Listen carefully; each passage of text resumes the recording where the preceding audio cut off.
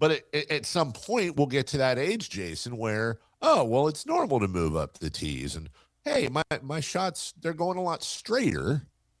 I think the worst would be is if you start hitting the ball a lot shorter and you still have no control. Right. Yeah, that'd be the bad combination. The worst combination. I did see yesterday, we've talked before about being at the Masters, the way you play your round is putting your golf ball in the outermost part of every green, that kind of thing. Could you win? I did see one yesterday. If you had a 6-stroke lead on Sunday on the final hole with the leaders, but it's done the exact, like you're on TV, you have all the patrons watching, could you win? So now you're thinking, in my mind, you'd go, you have to allow yourself, whoever the other person's with you, I'm assuming you're ahead by 6 on them. So let's just say it's Scheffler. In my mind, you have to think he's going to get a birdie on 18, even though he might par or bogey. But so if you put that in your head, he gets a 3. You got to get a 8 to win. Well, let me see here. I just want to make sure. Okay, yeah, 18's a par 4. Yeah, there's no water. No, there's no water. I mean, I'm trying to think. We're playing, and obviously we're all playing the same. We're playing the championship. Okay. 6-stroke lead. And maybe what's the number that's comfortable? Maybe it needs to be a little more. I don't know, but 6 is a lot. That means you're getting an 8 or a 9, but also, would we get an 8 or a 9? Let's assume Scheffler or whomever it is, birdie's 18. Okay, so then you need an 8 to win. I need an 8 double par on a par 4. Which I would say is very abnormal for you and I to get. And doesn't mean we can't, but I also don't play the tips of a championship course. Well, let's walk through it, Jason. You know what? Let's walk through this together, because I do see these questions, and I always laugh when people are like, yes, of course. It's like, okay, dude, I really try to mentally get into these questions. So we have a 6-stroke lead to win the Masters, right, and put on the green jacket. And I'm assuming that we haven't played in this fantasy. We're just showing up and playing the 18th hole with a 6-stroke lead. We haven't played 17th, 16th. We haven't done any of that. Yeah, so we haven't. So we're going. One, you haven't earned it. 2, I don't even know how many reps of actual swings you've had. Well, so that was my next question. This is your fantasy, and so you're the arbiter of fantasy here. Okay, and again, I took this from I saw it on social media. That's fine. Yeah. It's yours now, Jason. Oh, okay. Own it. Yeah. Own it. Because my first question would be, do I get any time at the driving range? Yeah. Okay. Do I get any time? Do I have an hour to go to the driving range to chip and do a little putting on the green so I can kind of understand and get stretched out? Hello. You get stretched out. You're going to feel, let's put it this way, you feel as comfortable as you possibly can, with the exception of, oh my gosh, I'm on TV, I'm standing in front of patrons, I've got a 6-stroke lead at the Masters. So you're loose. I'm allowed to physically prepare however I wish, taking swings, doing this, doing that. But then once I get out there, it's my game plus mental. All right, so I'm out there. Everybody quiets down. I'm looking across at Scotty Scheffler and Xander Schauffele and my threesome, or John Rahm or Dustin Johnson. Well, at this point, it's the final 2, right? You're Sunday. Oh, it is? Nope, you're right. Okay, second question. Do I have the honors, or are they hitting first? In your mind, where do you think there's more pressure? I want to hit first because I just don't want I don't want to see how they hit it and be like, mashed potatoes. Right. But honestly, I don't think it would matter that much. So whatever, fine. I'm just walking this through. Okay. The next question now that runs through my head when I think about this, Chris is probably like, just say yes or no, but that's the whole process. Am I hitting driver off the tee? That's up to you. That I know. That's the question. And I'm gonna throw this in for you. Yeah. Tom Morton is your caddy. Oh, that's actually very helpful. Yeah. That's actually very, very helpful, because Tom Okay. Oh God. Members tees is 385. Masters tees is 465. Is that right for a par 4? Yeah, I'm looking at the scorecard. Jesus. Okay. I mean, the whole thing being, to me, I think, is honestly that one, if you can get it, I won't even say in the fairway, but just limited trouble on your tee shot.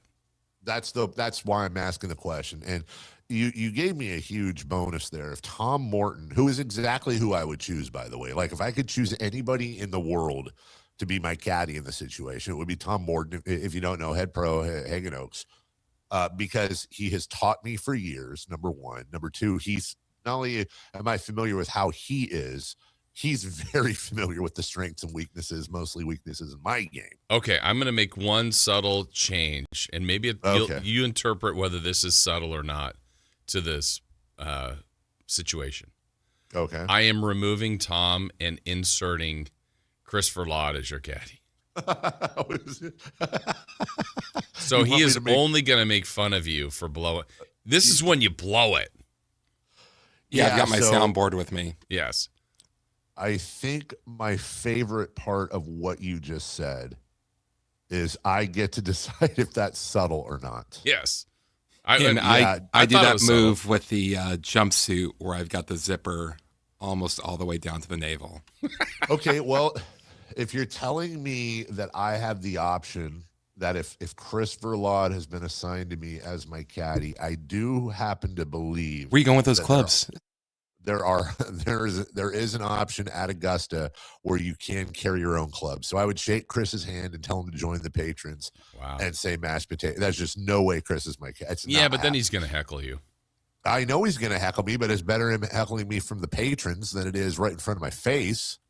And it's like I know that I'd be on my backswing and like I'd catch eyes with him and he'd give me that little look when he thinks I'm about to say something offensive and I would super lose it. No, I wouldn't do that. I would genuinely cheer for you and you would lose it. Go, come on, Dave, let's go. Good job. Good effort. I'm looking. Oh, bud, we'll get him next time.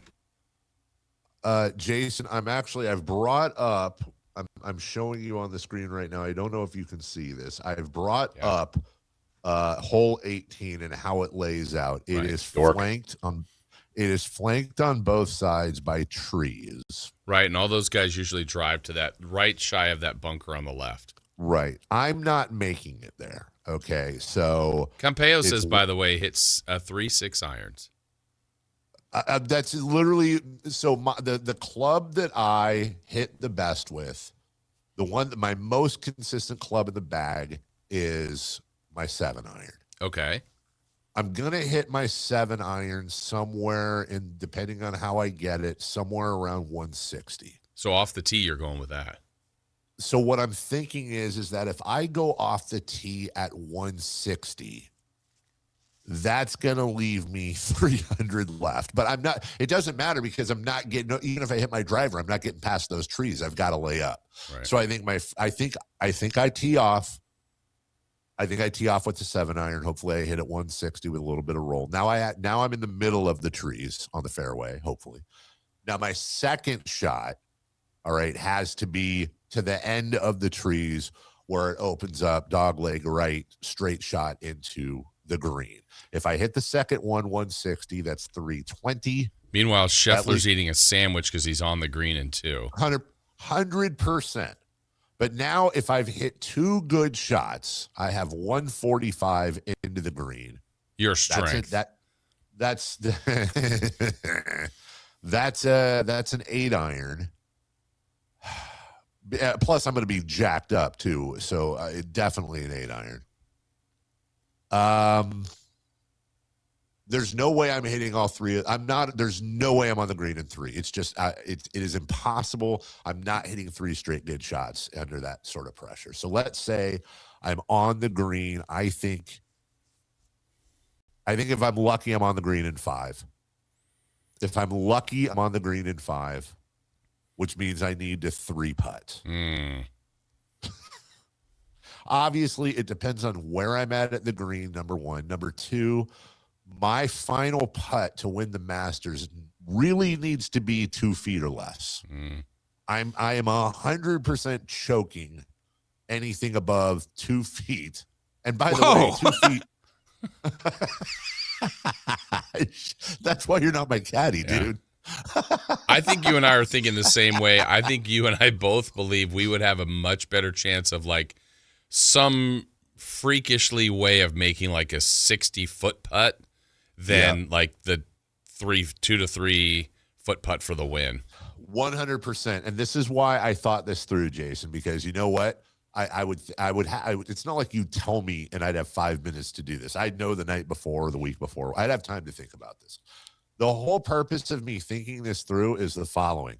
I'm taking driver off the tee. I'm 100% because of that. Now, go with me here, because I know that if I play it about as good as I can play it, I've got a 3 putt to win the Masters. Mm-hmm. I don't think that's happening. I'm just playing percentages now.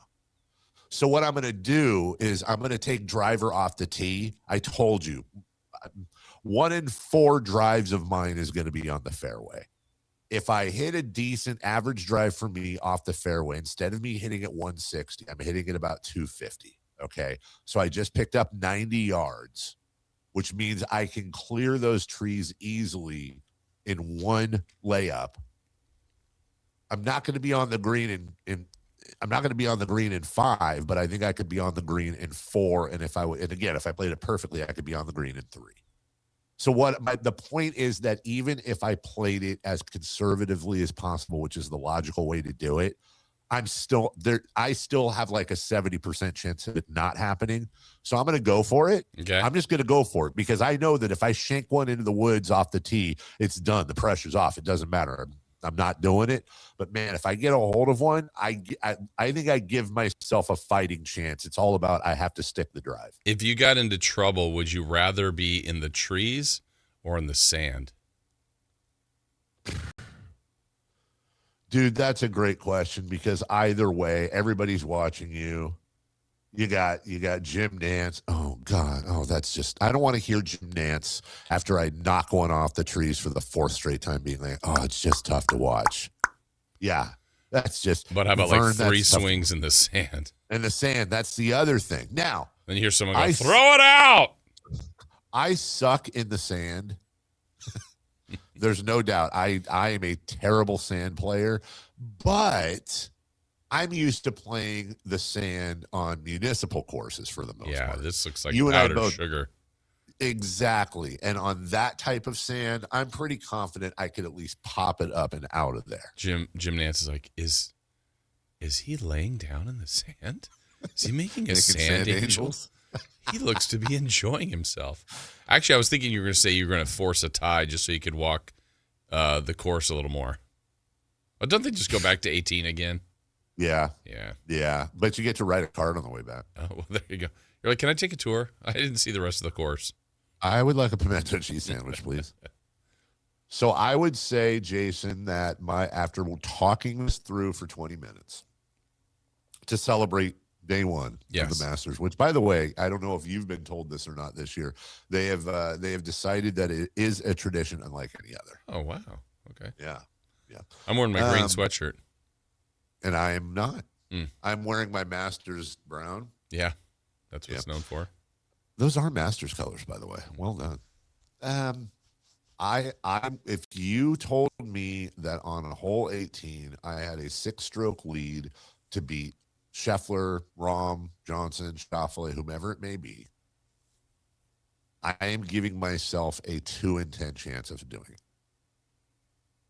And I think that might be being kind to myself. So 20%. 20%. Okay. Doesn't mean it's impossible. It means there's for every 10 times I try, I might do it twice. What about you? Yeah, I mean, the whole thing is I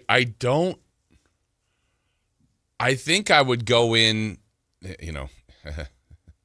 I don't know what would bother me more is the people watching, because I've never really played in front of people like that, obviously. Back to your shanties. What's that? Go back to your shanties. Because I think I would be able to remove myself from the thought, like, Well, I didn't really win the Master. Like, you know what I mean? I would be like, well, this is what it will mean. This is some sort of weird world that, yeah, I don't know how I got set up in this, but okay, if I don't win it, it's not like I feel like I left something, I left something out there. It'd just be more of this challenge. Could you actually do it?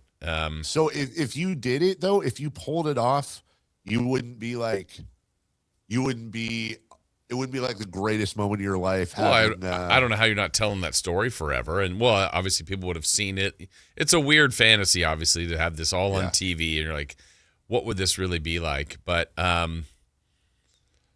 I think it would be about trying to stay out of trouble. Because, I mean, I don't know the last time I played a par 4 that I got an 8. But it doesn't mean, I mean, I've gotten a 7. Yeah. Gotten a 7. But again, not from the tips and not from a much more difficult course with, I don't know. That's a tough one. I'm just you see how tough the greens are for these guys.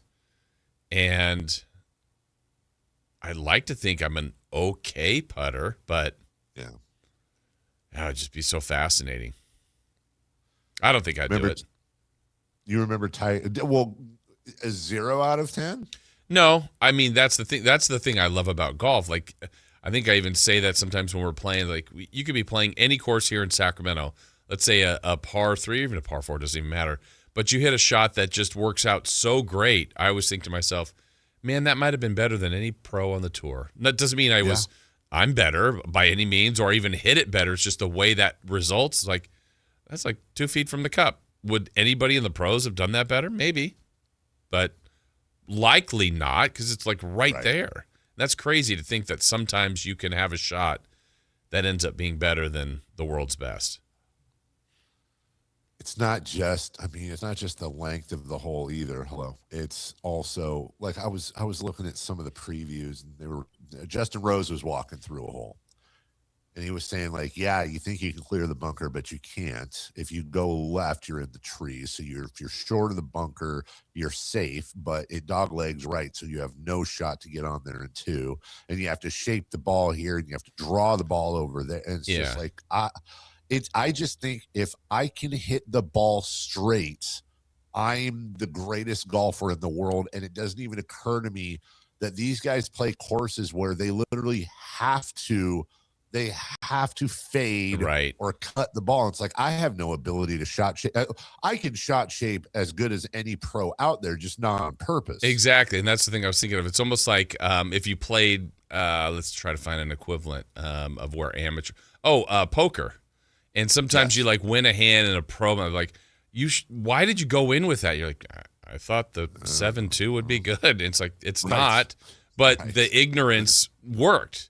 And so sometimes when like that example you're saying about Justin Rose, like, you can't go here, you can't miss there, you got to put it here. It's like, I just hit the ball and it worked. I probably shouldn't have, but it's like, what a shot. Was it? I just closed my eyes and swung the club. Hey, it's better to be lucky than good, they say, right? Yes. And speaking of, we're so lucky to be able to do this show for you each and every day. Welcome into a Thursday program, and we have a good one for you. I mean, dare I say we have a great one for you. Kelly Brothers joins us at 7:28. He's good at business. Sam Amick makes his regular appearance, and boy, do we have things to talk to him about today at 8 a.m. I know I'm shamelessly pumping the poll here. In the middle of it, so if Kelly Brothers is the top bun and Sam Amick is the bottom bun, the meat of the guest sandwich today at 7:43, Athletics third baseman Max Muncy, much like Saturday Night live from New York. Yeah. As they play the Yankees today. Well done producing that one, Jason Ross. And at 7 a.m., we're going to take some time. Been following this Kings tanking thing, which is now blowing up. And I'm very disturbed about something involving this entire conversation that's been going on around the Kings, both nationally and locally. And I have not seen one person notice this. And I think it speaks to how sad this whole thing is. So we're going to go into that in detail. It's 7 a.m. In the meantime, The Kings versus Warriors happens tomorrow. That's the final home game of the season. Just want to go through some home moments for you as well. And the rest of all that. We'll do all that on the number one rated sports show in any time slot, according to Nielsen, right here on Sactown Sports. Stay up to date on Sacramento sports. Join the Sactown Sports 1140 newsletter. Visit SactownSports.com. On top of home and auto, Progressive protects your boat, RV, and motorcycle so you can explore the unknown. Actually, we just take the RV to the same campground every year. Well, maybe you can catch your own dinner on your boat. Oh, we can actually get pizza delivered there from this brick oven place we love. Will you at least try a new topping? Honestly, probably not. We kind of have a go-to order. Fine. Just bundle home or auto insurance with your outdoor vehicles with Progressive and stay protected when you go, I guess, where you've gone before. Progressive Casualty Insurance Company and affiliates. Not available in all states or situations. When your check engine light comes on, do you see a repair bill or do you see peace of mind? For 20 years, CarShield's been the name America trusts to help keep you on the road. While other companies stop covering you when your car gets older, CarShield offers protection plans up to 200,000 miles. With over $1 billion in claims paid, we don't just promise protection, we deliver it. Don't let a breakdown break your budget. Get the flexible month-to-month coverage you deserve. Go to carshield.com. That's carshield.com today. Spring is here, and there's really nothing better than hitting the open road in a new Honda. Whether you're shopping new or pre-owned, Stockton Honda has the selection and savings, plus get top dollar for your trade. And while life's roads are often filled with bumps, buying from Stockton Honda couldn't be smoother. Wherever the road you travel might lead, Stockton Honda is happy to get you there. Come in today or go to StocktonHonda.com. Anytime, anywhere, it's all here. StocktonHonda.com. Tired of hearing scary radio ads about the IRS? Tax Relief Advocates is different. TRA is here to tell you that if you owe money to the IRS, whether it's $5,000 or $500,000, we have a solution. TRA can eliminate or reduce what you owe to the IRS with zero risk to you. We have over 1,000 5-star reviews on Google and an A+ with a BBB. End your tax nightmare today by visiting TRA.com. Or call 800-583-6681. That's 800-583-6681. Confidence is knowing you're ready to handle whatever comes your way. That's what it feels like to take on your workday with Cintas. They make sure your AEDs are up to date, your fire extinguishers are tested and inspected, your floor mats are cleaned and delivered, and your workwear looks good, feels good, and is freshly laundered with a Cintas Apparel Plus program. So are you ready to take on today? Visit Cintas.com. Oh, I'm ready! And get ready for the workday. Bring the entire family out to Sutter Health Park for Sacramento River Cats baseball. From exciting action on the field to smiles in the stands, it's the perfect place to make family memories. Plan your next family night out at the ballpark. Get your tickets at rivercats.com. Welcome to the Bar None Auction. Bar None Auction is selling thousands of items this Saturday, April 11th in Sacramento. Large farming and construction equipment, cars, trucks, and industrial supplies, all sold to the highest bidder. Always open to the public. Visit barnoneauction.com. 100, so.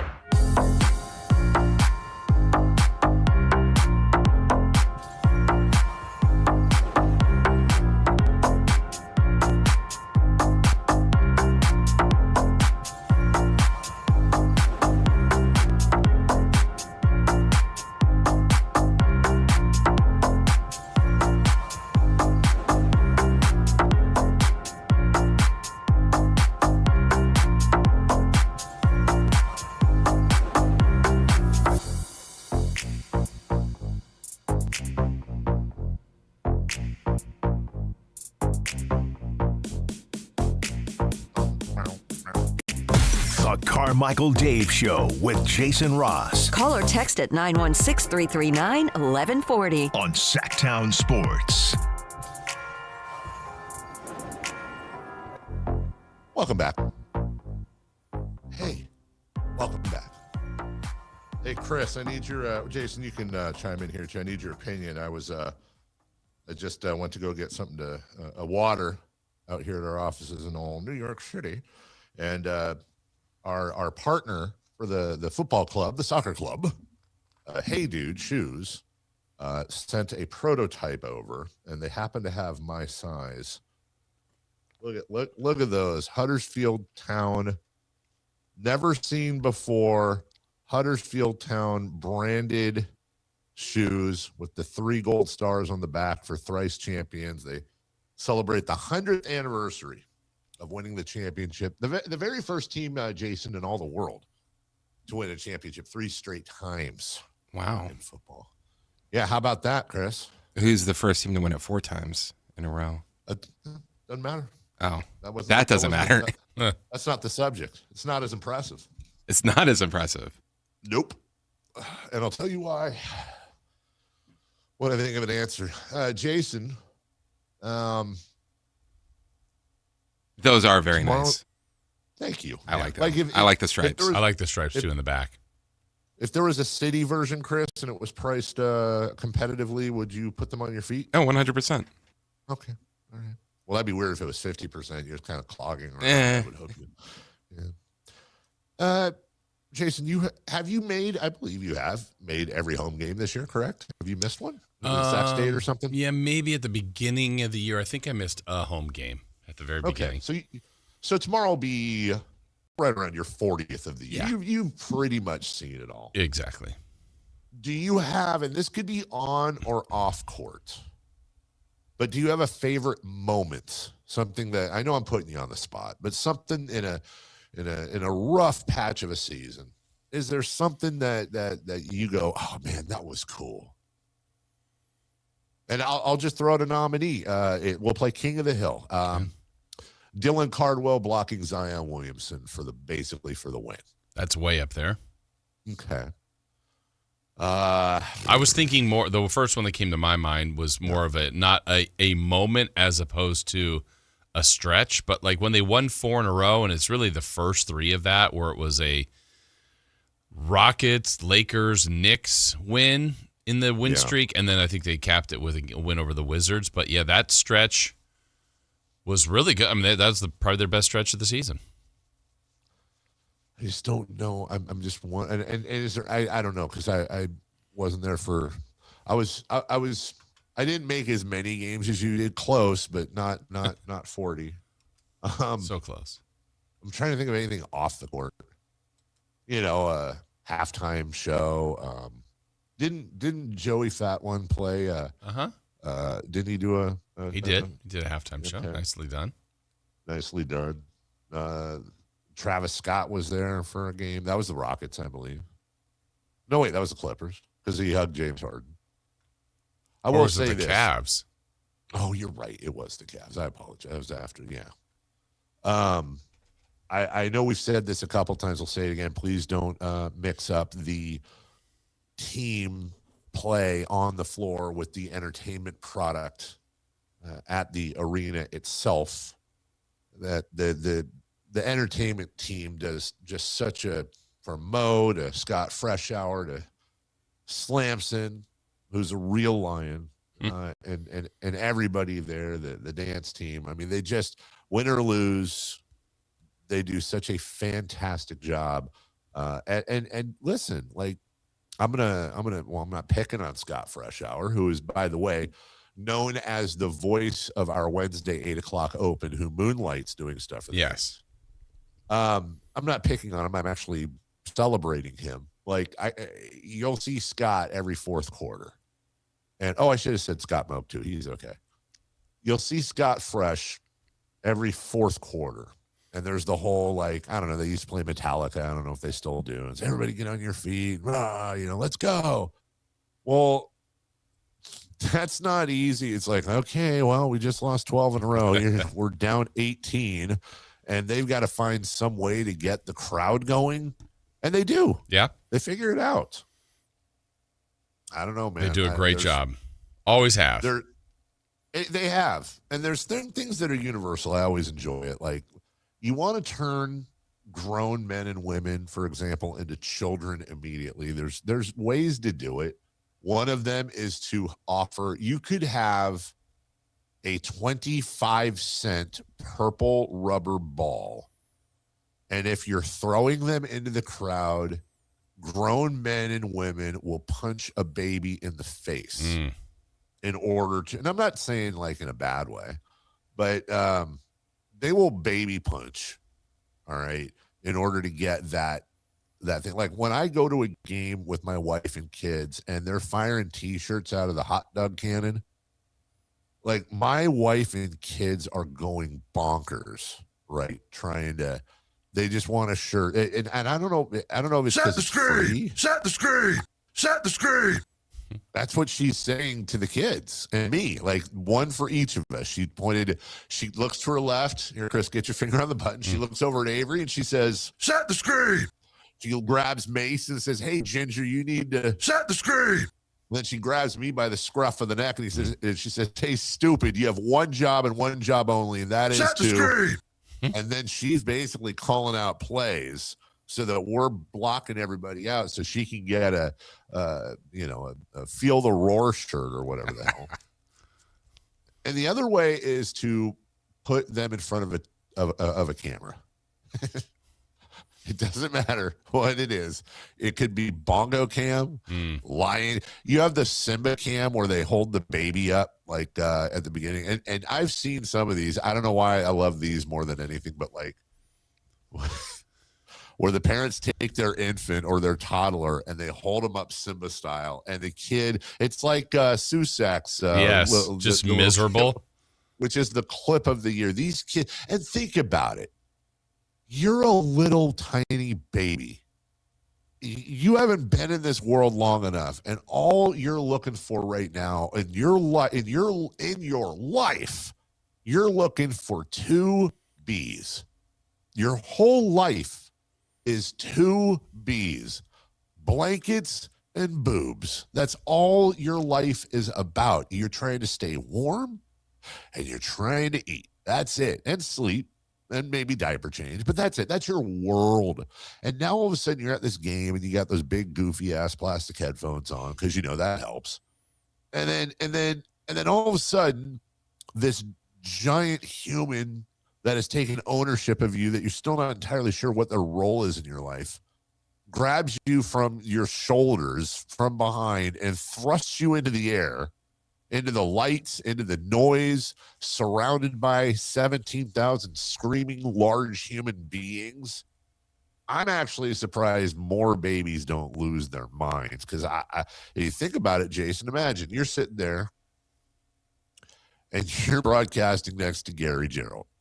And you guys are doing your game, and G-Man's, he's got the bucketing, and you're, no, he didn't, yes, he didn't. And Scott Moak is nowing, and everything's going the way it goes. And then all of a sudden, a 13-foot human comes up from behind you unbeknownst, puts his or her hands under your armpits, and lifts you up over the crowd. And you don't know what's going on. You look ahead of you, and now all of a sudden you see your own face staring back at you on this giant screen. You're probably pooping your pants again. And then I'm thinking, why are they putting me in these baby races down on the floor as well? I can walk. That's an interesting thing you brought up about baby races. Do you think you've seen the Dana White thing where the slap boxing? Yeah. Which you and I think we both agree we don't like it. I don't like it at all. I don't like it at all. And then now you've seen the one that actually makes it worse, where they run full speed into each other. Yeah. And yeah, that's actually, I didn't think there was anything worse than slap boxing, but here we go. How far away, if at all, are we from professional baby racing that involves gambling? Like, doesn't that seem like it could be a thing? Like, people bet on dogs. I think it's already and there. Horses. I bet on those every Kings game. That's every what time I'm they saying. have it. Imagine if they've got actual bookmakers. They're like, I saw that kid over at Rayleigh Field. He was at Sutter Health Park. Yeah. Well, pretty good. I'm going to give old Braxton 2-1 odds, and Jackson. He's secretly 5 years old. He's got his own kid in the race. I think he might be on BEDs. Baby enhancement drugs. Yeah, I don't think we're that far away from betting on baby races. And if I'm being honest with you, if there was a Baby Races channel or a Baby Races hour, come on. You're sitting there and you're like, let's see, Murder, She Wrote, Hunter, or Baby Races. What? Is your TV stuck in the 80s?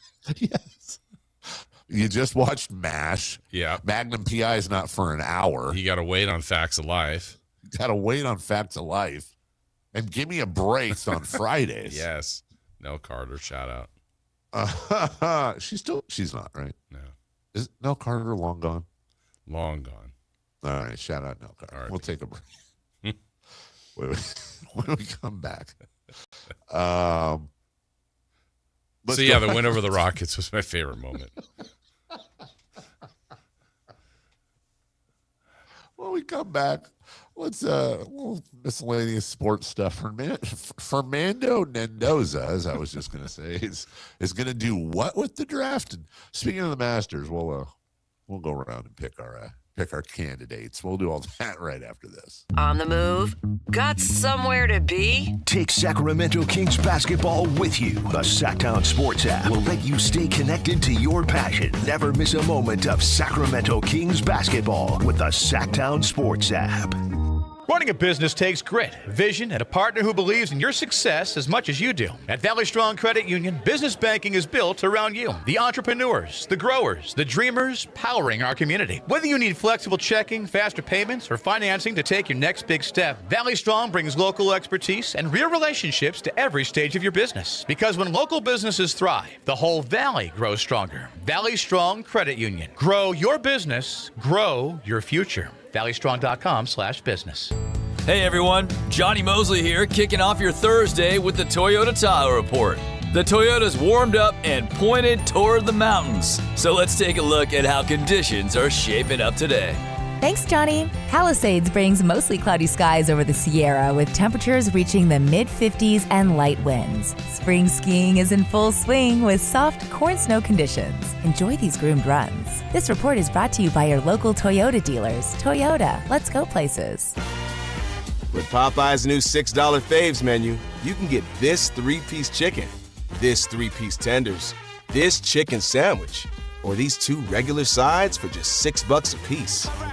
I know you can't see what I see, but trust me, those bold Louisiana flavors look so good, you might just have to get them all. Now there's an idea. Love that chicken from Popeyes. Limited time at participating U.S. restaurants. Price may vary. Terms apply. This message comes from Viking, committed to exploring the world in comfort. Journey through the heart of Europe on an elegant Viking longship with thoughtful service, destination-focused dining, and cultural enrichment on board and on shore. With small ships that bring travelers closer to the destination, there's more time to explore. And every Viking voyage is all-inclusive, with no children and no casinos. Discover more at Viking.com. Oil isn't the only resource hit hard by global events. American farmers are sounding the alarm by fertilizer prices at planting season. Will this disrupt our food supply? Raising prices cause shortages? I'm not waiting to find out, and neither should you. Go to mypatriotsupply.com, get a 3-month emergency food supply. They'll include $200 worth of extra survival protein absolutely free. After serving more than 3 million American families since 2008, you can trust mypatriotsupply.com. Go to mypatriotsupply.com.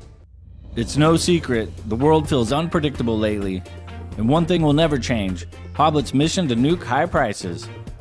Right now, and only at Hoblet Dodge Chrysler Jeep Ram in Woodland, you can get 4.99% financing for up to 84 months on all new vehicles in stock, and keep every factory rebate you qualify for when you finance with Hoblet's preferred lender. That's 4.99% financing, and you keep all the factory rebates you qualify for. Not one or the other like the other dealers are offering. And this can't last long, so shop now at HobletDodge.com. Search, select, and save through our whole inventory at HobletDodge.com. Unbeatable prices, unbeatable selection, and now, unbeatable interest rates. Nobody beats Hoblet, period. 4.99% APR available on select new vehicles in stock while supplies last. Pricing and savings may vary based on model and trim. Financing on approved credit through Hoblet Preferred Lender. For well-qualified buyers, $60,000 max finance, approximately $14.14 per thousand borrowed. Residency restrictions and lender membership requirements may apply. See dealer for details.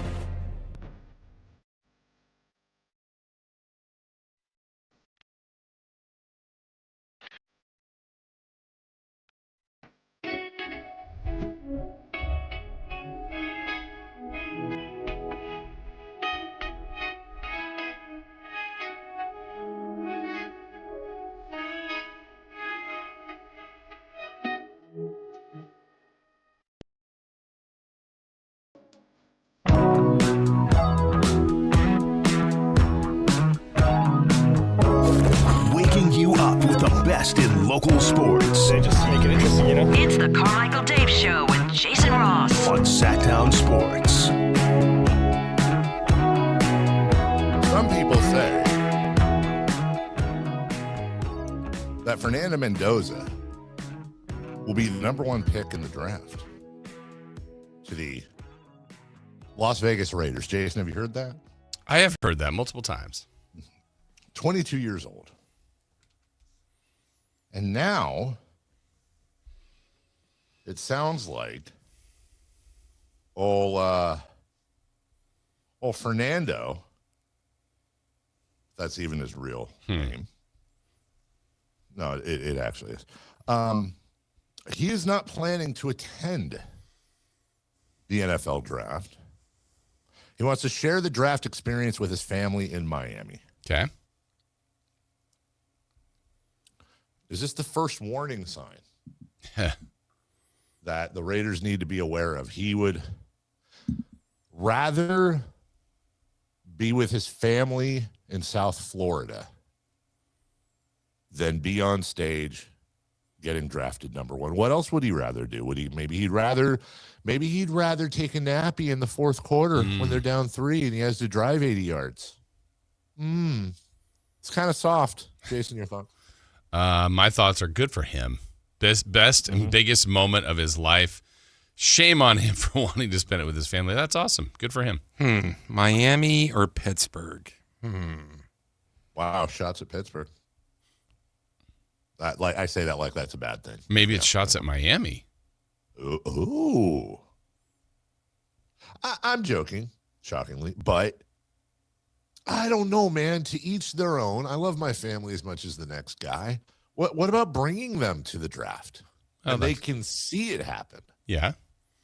See, if I was in the NFL draft, I would have to do it from home because I've got too much family to take everybody with me. So you wouldn't want to have to be in a situation where you have like your own draft, like mom, you're in, cousin Frankie, you're in. Oh, niece Jillian, no, you can't go. No, I'd rather be it with my entire family.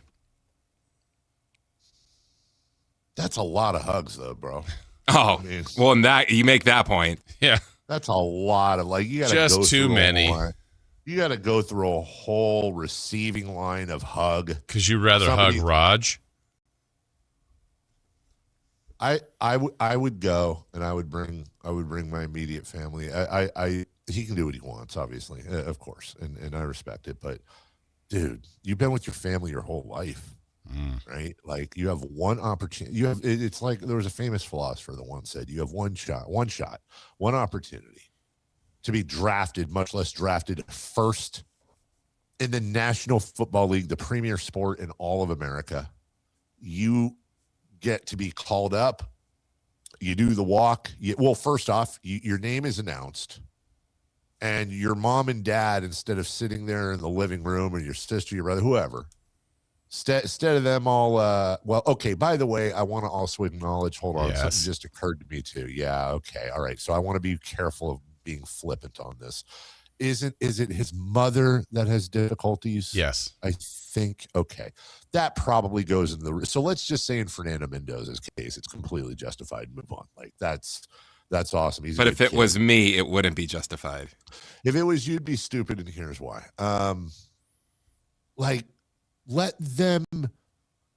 I just think my mom. I'm just trying to think from my point of view, not somebody being drafted first in the NFL. Like I feel like my mom and dad would want to see that experience and see their child and the joy and adulation and all the people there, and then you get the hug with the commissioner, the picture on stage, the interview afterwards. You put the hat on that always fits stupidly and you look dumb, but hey, whatever. You hold up the jersey with the one on it. I don't know. You can't duplicate that at home.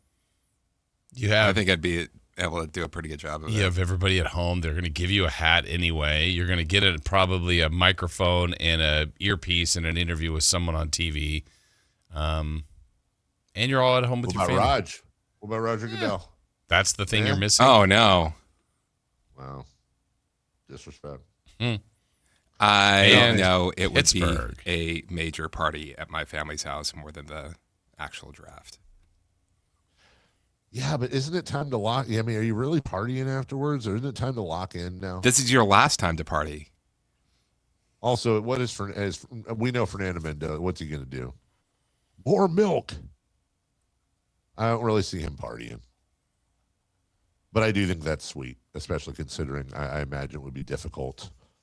There are difficulties, especially with his mom. That's very sweet of him. Sweet. I imagine. Unless it's an Aaron Rodgers type of draft, it's going to be a very nice day for him. Part of me would love to see that. Not in a mean way, but like, what is Fernando Mendoza massive chip? I feel like Aaron Rodgers had a better career because he slid down the draft. You think so? I feel like had Aaron Rodgers been drafted number 1 by the Niners, he still would have been a Hall of Famer. But hasn't he? Isn't his villain origin story like how they do it in the superhero movies? Isn't Aaron Rodgers' villain superhero origin moment like all the cameras on him in the green room as he just keeps sliding away? Sour face all night long. That dumb sour face. Why did I call it dumb? Why am I taking shots at Aaron Rodgers? You don't like him. You've never liked him. I always have not. No, I like him. He's weird. The Masters begins today. I don't have I saw what's his name? Pot Geeter was having it's a fun name to say, by the way. He was having some issues around the green, if you will, early on. Always fun to keep an eye on that. As we're no, is this real? Oh, it is. I just looked at this. Jason, stop the Masters right now. It's the story of the decade. Jose Maria Olazabal has sole possession of first place at the Masters. I believe it. Under par. Dude, that is awesome. How the hell old is old JMO? He always performs pretty well there. So does like that. You know, he's in it. Fred Cup. Like if any of those guys could just be around would be fun for the weekend. Jason, he's 60. Good for him. Nothing says athletic sport like a 60-year-old beating everybody else.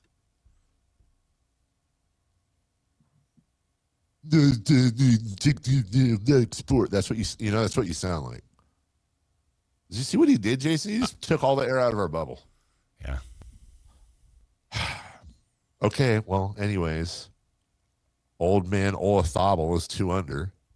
Doubling up, the only other player under par in the entire tournament right now is Kurt Kitayama, who is at 1 under. By the way, Vijay Singh tied for 3rd.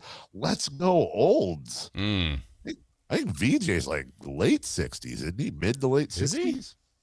I don't know. I don't know. I could be wrong. Hold on. What the hell is Vijay Singh? How old are you, Vij? 64. 63. Okay, well, that's not, I mean, circle gets the square. Let's see. Is anybody blown up yet? Pot Geeter's +4 through 6. See you later, Pot. Oh, Keegan Bradley 1 over. Keegan. Bradley. Bubba Watson with the pink driver 1 over through 3. Yeah, it's just getting started. We've only got 30 out. Just so you know, Dustin Johnson, he's out. Well, really, he should have already been out. He just hasn't completed a hole yet.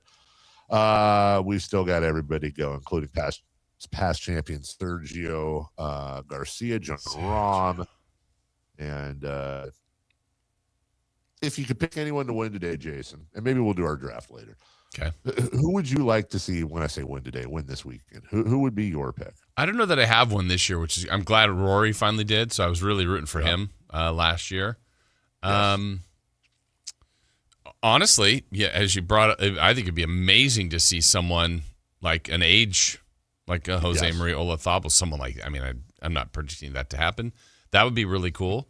Remember Tom Watson what was it, like 10 years ago? Tom Watson at the Open damn near did it. Yeah, Bernard Longer, I think a few years back was like up there somewhere. You're like, hey, that's pretty amazing. And then ultimately, fades out. But yeah, I think something like that would be really cool. We do have to take a break. I will say this, after a lot of thinking about it, and there'd be a ton of good stories outside of something like an Olafable winning it, which would be amazing, or an amateur winning it. Like, if we're talking, what is my pick that's the most realistic that I think I would have the most joy over as a golf fan?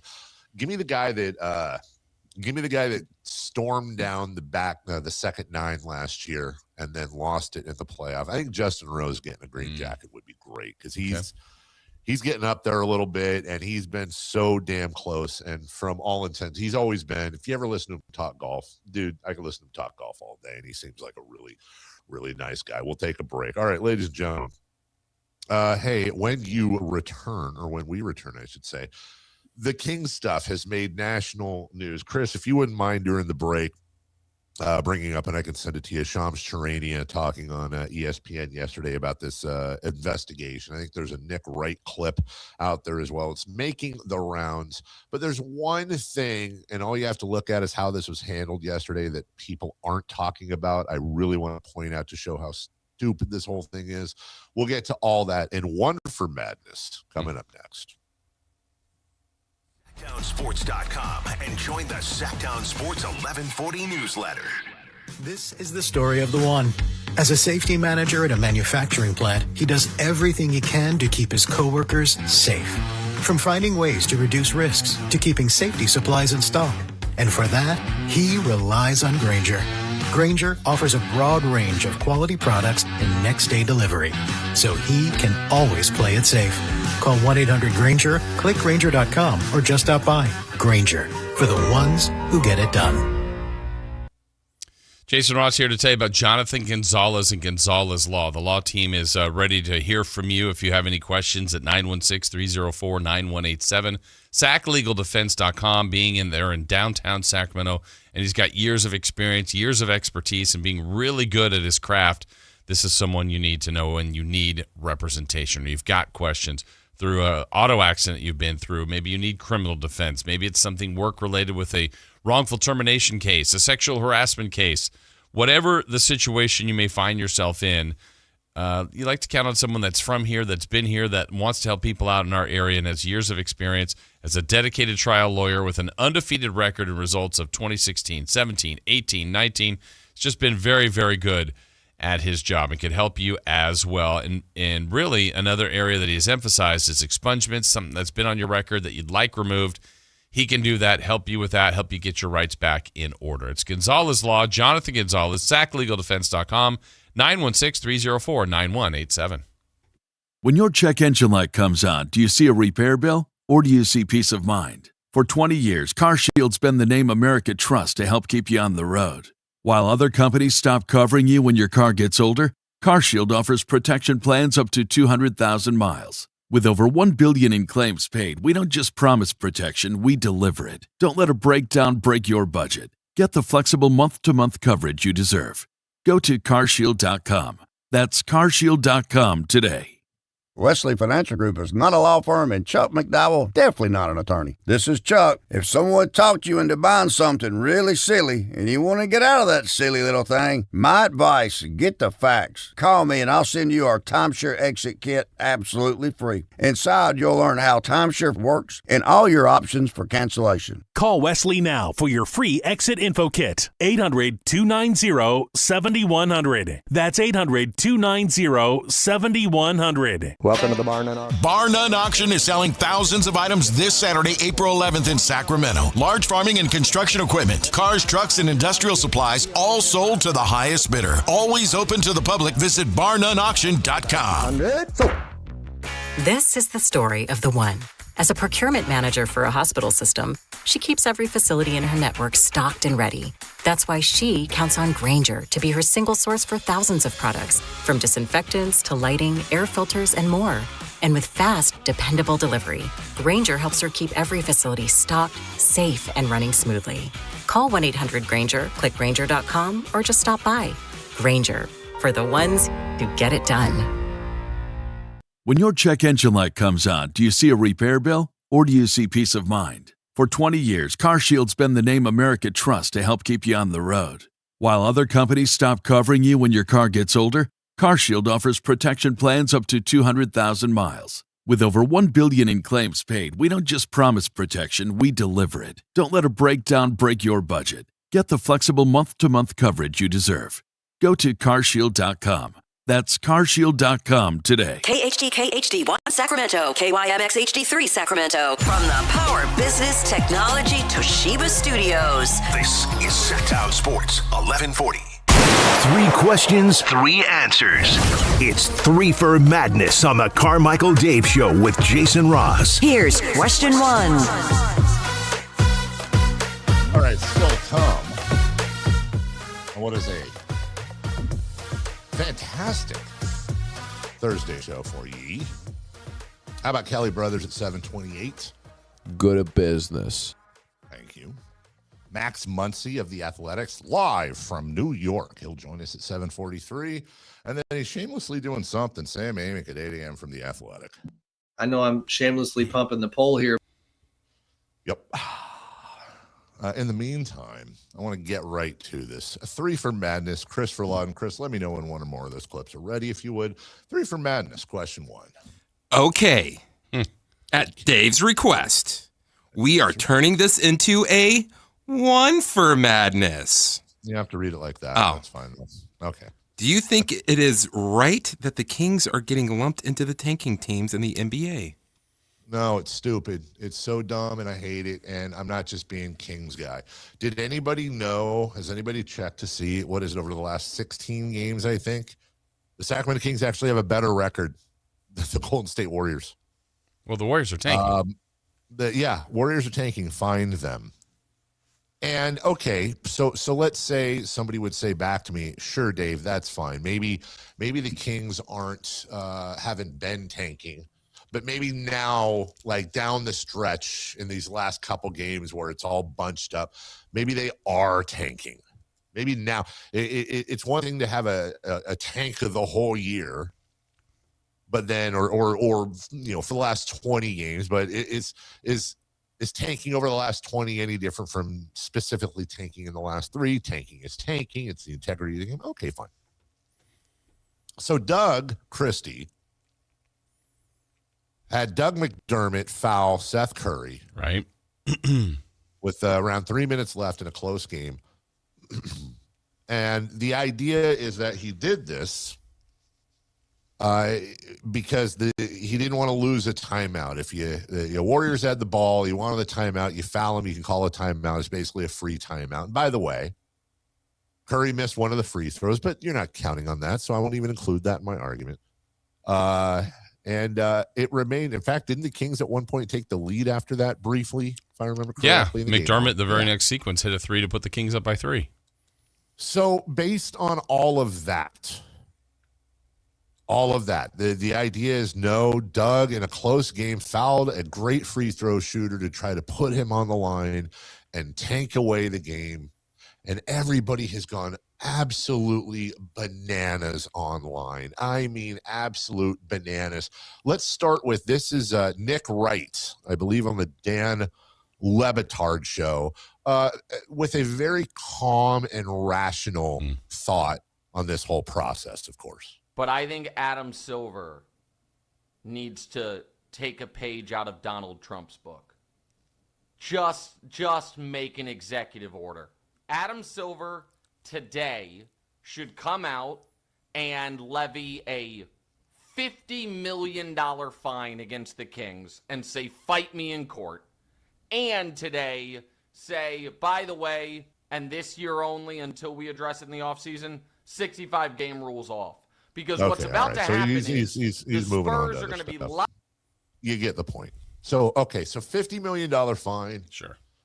From Adam Silver for that. Here is Shams Charania reporting on this in a much more balanced way on ESPN yesterday. What is the league doing to investigate this? Does Draymond Green comments, players talking about this, escalate things at all? I'm told the NBA is investigating this situation, this foul that took place with over 3 minutes left in the game to Seth Curry. But King sources tell me that, listen, Doug Christie just made a mistake, a strategical error. He thought he had a foul to give with over 3 minutes to go to get a free timeout. That's the rule. If you have over 30 minutes left, he felt like he had a foul to give. He did not have a foul to give. So the Kings side is saying that this was a mistake. And this is the argument that's going on across the league right now. Tanking versus rebuilding. The Kings are 7-9 in their last 16 games. Okay. They were the worst team in the NBA when they went on this 7-9 run. Now they're around 4-5 as far as worst teams. So if they wanted to, quote unquote, tank, they could just continue to lose. They have been ravaged by injuries, I will say. They're obviously not a premier basketball team. Sure. Okay. Well, I have also, and this is the part that really, really bothers me. In reading the discourse online, Jason, you heard Shams Charania say at the beginning of his comments, team sources, right, have told me. Anthony Slater, which our own Matt George reposted. The Sacramento Kings deny their late foul of Seth Curry was an intentional tank tactic, team sources say. And then go on to pretty much the same explanation. Jake, how do I say his last name? CBS Sacramento. I always screw it up. Thank you. Jake, it's actually Gadone. Good guy. According to a league source, the Sacramento Kings' late game foul on Seth Curry during their matchup with the Golden State Warriors is being viewed internally as a coaching misstep by head coach Doug Christie. And he's reporting it like sources say. Same with Shams, same with it. Okay, so I want to go behind the scenes here because this is really what nobody's talking about, which absolutely makes me want to throw up. First off, it's team sources, okay? And what does that mean? Just lifting the curtain back a tiny bit so we understand how media works. So this happens, and the Kings have now been scared enough. I don't know if that's the right term, but something got to them, and now they're trying to play defense, and they're reaching out. Okay, I've got a good idea as to who they might be. Who, by the way, are doing their jobs. This isn't a shot at Kings. This is none of what I'm about to say should be looked at in any way, shape, or form as a shot at the Kings. Quite the opposite. They're reaching out now to their media, the media folk, locally and nationally, to explain ahead of time what happened and what the reasoning is. And then those media folk, and again, not a shot at media, by the way. It would have been me. If somebody had reached out to me, I would have reported the same thing. Team sources tell me. That is maybe the saddest part of this whole thing, Jason Ross, is that Adam Silver, who came into the league as the heir apparent to David Stern, had been his commissioner, his vice commissioner, deputy commissioner for a long time. He was the heir apparent to David Stern. How do you fill those shoes? You don't fill those shoes. And one of the first things he's got to deal with is one of the great scandals in modern NBA history, Donald Sterling, racism, and all of that. So what does Adam Silver do? He goes and he gets former NBA player and then mayor of Sacramento, Kevin Johnson, to come in and assist the whole thing. It ended up, I understand the whole Kevin Johnson thing, today, but at the time was a genius move. Sterling sold. There was no crazy litigation. Ballmer buys the team. We look back at that now as a blip, but that could have been a whole entire craziness of a thing that lasted for a long, long time. I thought Silver handled it about as well as you could have. But now you've got the 65-game rule. You have NBA Europe. You have tanking. You have we could sit here for the next hour. The NBA Cup, and I'm not saying all these are bad. I'm saying these are things that have Adam Silver's handprints on them as a commissioner.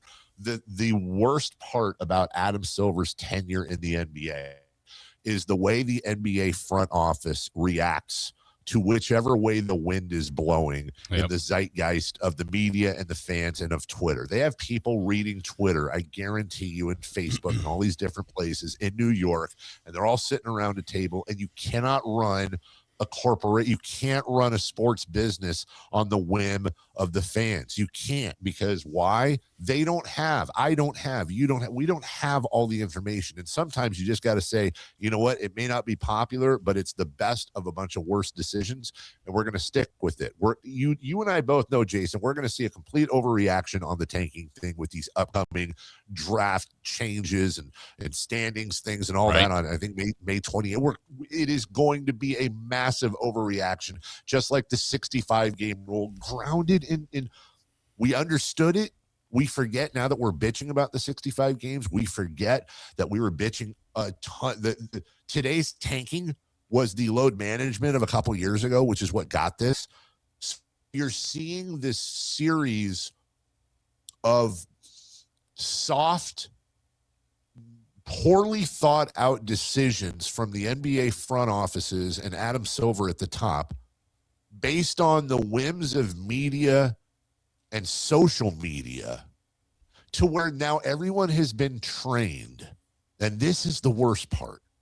Everyone has been trained now that if you make enough noise, there's a very good chance that the NBA is going to listen and they are going to act, whether it's in their best interest or not. And in many cases, they are going to act prematurely. So what really disgusts me about this story, and what I was alluding to about this Kings tanking story, is not the allegations of tanking itself, because they're bogus and stupid. And if the NBA does anything to the Sacramento Kings for this, they get the big middle finger from me. And that's not me as a Kings fan. That's me saying they're 7-9 in their last 16.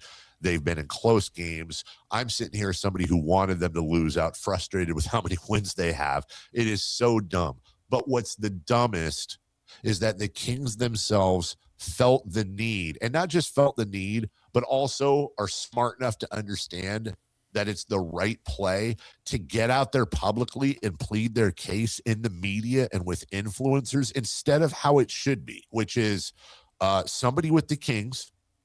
Let's say it's Scott Perry, Martina Colacatronis, would have been Jeff Petrie, any executive there of power, Vivek, and they call whoever their counterpart is in the NBA, or Adam Silver himself, that night or the next morning, because it's New York, and say, hey, look, this is what happened.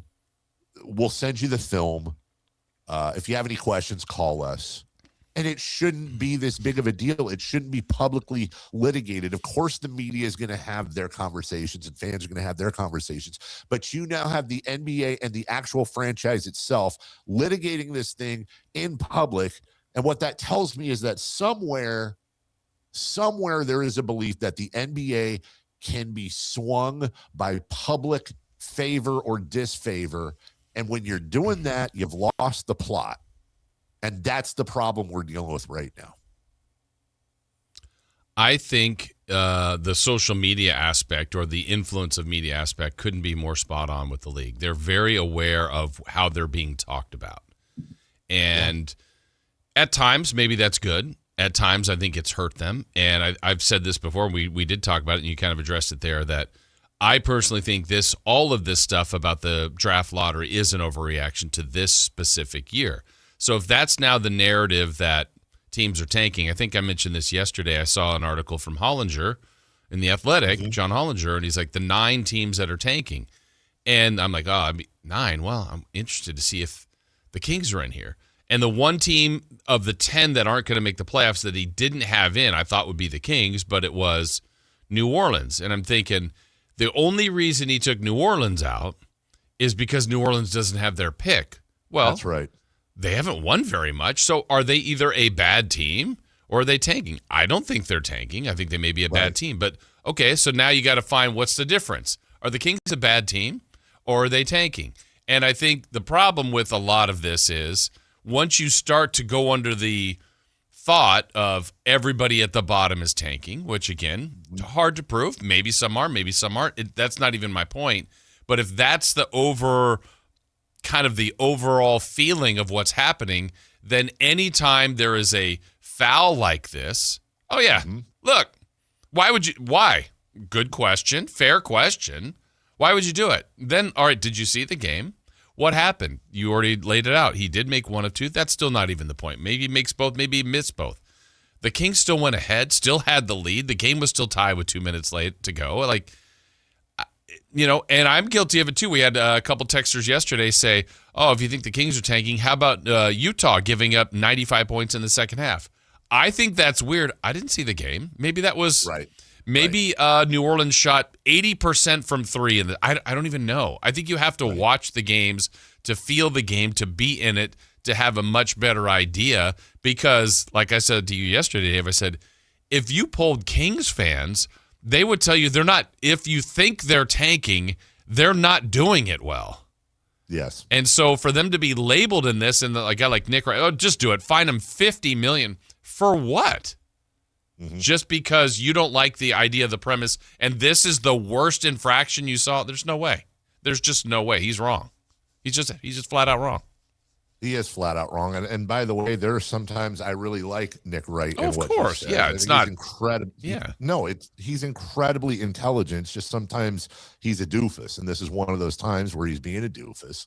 Bill Simmons weighed in on it, who I also usually like, and he's way off. The only guy nationally who's any form of an influencer that's actually looked at it and done any research is our guy Worldwide Wob, who put up the whole video and said, you guys aren't even it really exposes the worst. NBA Twitter is simultaneously the best and the worst Twitters in all of American sports. Mm-hmm. You've got these factions, and we saw a lot of them, and I like a lot of them, like with Russell Westbrook this year, that kind of descended on the Kings. And these are player fans, not necessarily team fans. I'm fine with that. But then looking at the discourse or lack thereof when talking about this, it's always somebody whose avatar is a soccer player right. or a basketball player. It's never them. And you look at, they write who they like. And it's like, I like Real Madrid, the Yankees, no offense, Jason, the Cowboys, right. Lakers, Raptors, and Warriors, Steph Curry forever. And then under it says something like undefeated in arguments, always keeping it real. I mean, that is what we're talking about here. And then you say something to the effect of, they actually took the lead after that. And I think he made a mistake with the timeouts, what it sounds like. And here's the explanation. And we're 7-9 in our last 16. No, whatever, tankers, you should fold the team. Yeah. Okay. Well, that's what the NBA is listening to, Jason. Well, and the other thing is, let's do another extreme. There's 2 games left. Tomorrow night, they're at home. Let's say, I don't even put a player in this. 2 seconds to go, breakaway steal. Someone on the Kings has it, goes in for layup or dunk to win it, and misses. I guarantee you there will be people there. Whoever player X missed that on purpose. Yep. Because they're tanking. Because that thought is out there, and I'm pretty sure they just missed, right? The scenario hasn't even happened, but I'm putting it out there. That's what people will say. Oh my gosh, if this isn't Exhibit A of tanking, it's like, well, because you think that's what's happening, and there's a miss that's bad, and there's no one denying that the miss would be egregious, but to just label it as that is wrong, I think. It is wrong, but it's not just wrong, Jason. I think I'm okay with wrong. You know what? I'm okay with wrong. We're all wrong. We've all been wrong, and we're all going to be wrong again. I don't have a problem with wrong. In fact, you know what I like about wrong is that ultimately wrong is an opportunity to learn. Wrong is an opportunity. If somebody's wrong and they go, I got that wrong, I'll do this better next time. You know what? I have more respect for that person. Good for you. We've all been wrong. Not one person listening, and sure as hell not one person on this show has gone through life never being wrong, with the exception of Chris Rillotte. And I'm fine with that. What I don't like, and what this is, I'm not good with lazy. Right. I'm not good with ignorant. Let me back up. I'm good with ignorant in the true definition of the term. I actually appreciate when people use the term ignorant, and it's not necessarily, I'm ignorant about a lot of things, and I don't consider that to be a bad thing or something I'm ashamed of. I will often say I'm ignorant to this, or I'm happy to be corrected. But then there's things I think I know like the back of my hand. I'm going to stand on all 10 toes for that. I don't like it, though, when you have the combination of aggressive and ignorant and screaming your aggression from the rooftops. Right. And now what has happened is these people get in a position where they have made such a proclamation. They've made such a hot take. They have fired that cannon of hot takiness off so hard that even if they had incontrovertible proof sitting in front of them that they were wrong, they will find a way to continue the argument, because they can't just say, all right, you know what? That changes my mind. You actually made a compelling argument. I know the circumstances now. I know the context. I'm going to change my mind. Like, wouldn't it be great if we lived in a world where doing that, which I would say, Jason, is the online or verbal equivalent of trying to go up and defend a dunk and getting posterized, but at least you made the effort. At least you tried. I respect that.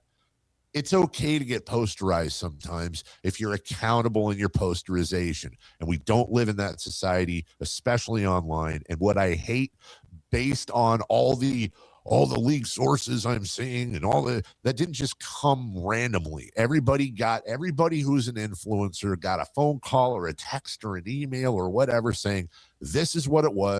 And then they went online with it because they're trying to sway the public discourse. And I don't like the idea of the fact that the Sacramento Kings are in that position where they feel like they've got to litigate this thing publicly, because the only reason they would do it is because it works. Right. They shouldn't be in that position. They shouldn't be being this is so stupid. And by the way, not for nothing, we're not having this conversation if Draymond Green isn't saying what he said post game.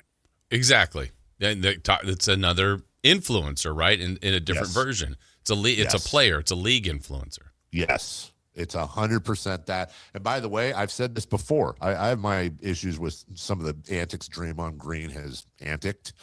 I also think he's a hell of an analyst sometimes. And I've said many, many times, I think he's going to have a long career post playing days, breaking down the game of basketball. I enjoy a lot of the clips I see off his podcast. So I'm not a Draymond Green hater here. And Draymond Green was on the floor there, but bro, come on, man. You've seen tanking. You've seen this team has more wins than your team does over the last 16. They took the lead after that. Like, you know what tanking is. You know what players are doing if they're tanking. You know, from Draymond Green, you can say whatever the hell you want about Draymond Green. He's one of the smartest, highest basketball IQ players in the league. He knows all the rules. He knows how to go right up to the edge. And in often cases, he crosses the line, but he knows the rules. He knows what tanking looks like. And he knows that that's not tanking. And I still want us to lose out, but I got to tell you, Jason, part of me wants to just beat the hell out of him by 50. Now you want the beam. Right? Like now I'm actually deciding if I want for that home game, it's against the Warriors. Oh, you say we're tanking? Okay, how about here's a 50 spot on your face? And maybe that's worth one less of a pick. Oh, you beat the Kings by 5? That's because we were tanking. Yeah, exactly. If the Kings weren't tanking, would have destroyed you. Right. Plus, I know this is our kind of argument we're talking about, but remember the narrative for when Utah actually got fined. They're like, we won the game. Yes. Right? So even think about that. Like, the league is hyper aware of this. They find a team that did actually win the game they were getting their fine for, which is interesting to me. I think it's silly, and that's how we'll finish out the segment, Jason. It's silly. Okay.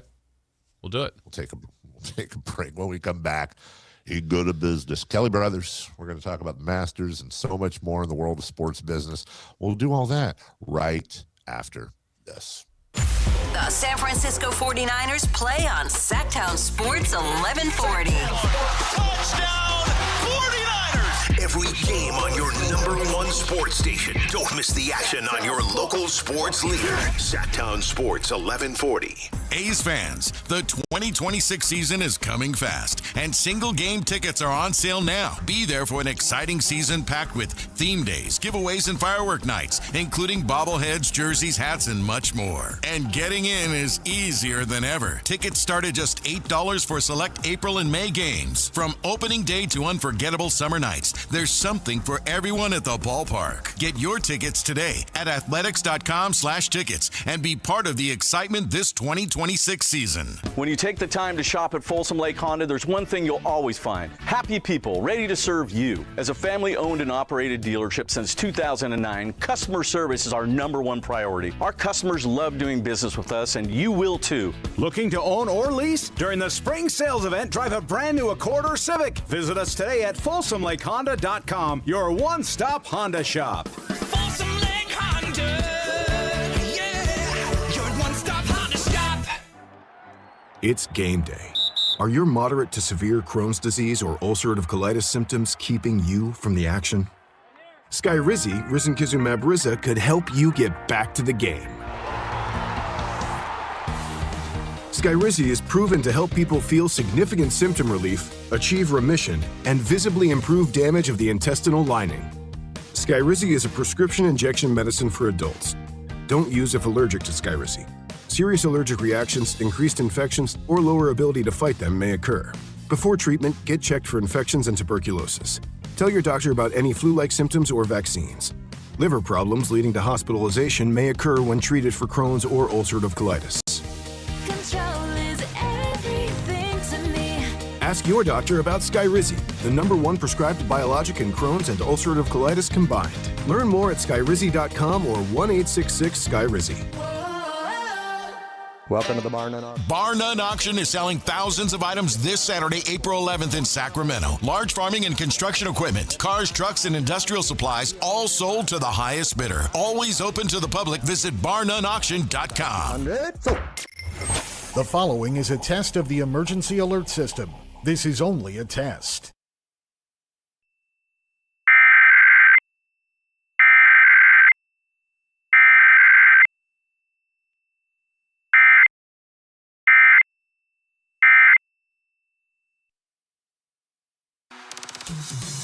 Joining us now on Sports Sense, certified financial planner Kelly Brothers. Kelly is an advisor with Cap Trust, one of the nation's largest registered investment advisors. Cap Trust counts among its clients numerous pro athletes and pro sports franchises, but most importantly serves many Northern Californians through comprehensive financial planning. Here's Kelly Brothers.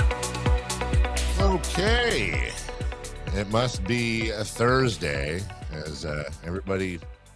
Don't look at the stock market, or do. I don't know. Depending on the hour. Yeah, pick your hour, pick your day, pick your week. Woof. It has been well, I don't know. I can't speak for anybody else, but I will say over basically the last couple months, we're about to move into a tent, in my family at least. Kelly Brothers joins us. Good morning, Kelly. It's Dave and Jason. How are you? I'm doing good, Dave. Happy Masters Day. Yes. We were just talking about it. He had sole possession. Now he is in a three-way tie. Jose Maria Olazabal at 2 under. Already a bit of a controversy as it looks like Jose Maria may have improved his lie in the pine straw. He improved the area of his swing on the second hole, and they have video of it. And many golf experts are saying that unfortunately he needs to be stroked penalty. There's no one's above the law, so that -2 may be going somewhere. Sam Burns, who's a great story in himself, and Shane Lowry also at 2 under, and many still to tee off. Bryson DeChambeau, for example, just threw one at even par. But it is Masters Week, Kelly. It is for golf fans the best week of the year, and for Augusta, Georgia, it is a cash cow. Wouldn't you just love to see some guy try a foot wedge? Wouldn't you? Wouldn't you just love to see a little kick out of the pine straw with no one looking? Of course, everyone's looking. No, that would not be golf. No, it's a great case study in business. The Masters is. It is as one article put it, while others chase scale, Augusta refines scarcity. Less is more. It's not a golf tournament. It's a brand. And they act like that in everything that they do. And they have complete control over even the language that the announcers use to describe the patrons, the second cut.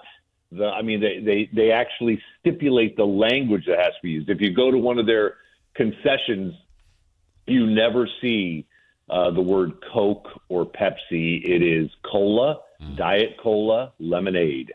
Every other brand is extinguished, and it is all about Augusta National and the Masters. And they've done an incredible job of building that to a place where not only do they make a lot of money, but of course, Augusta, Georgia is not a rich community in and of itself.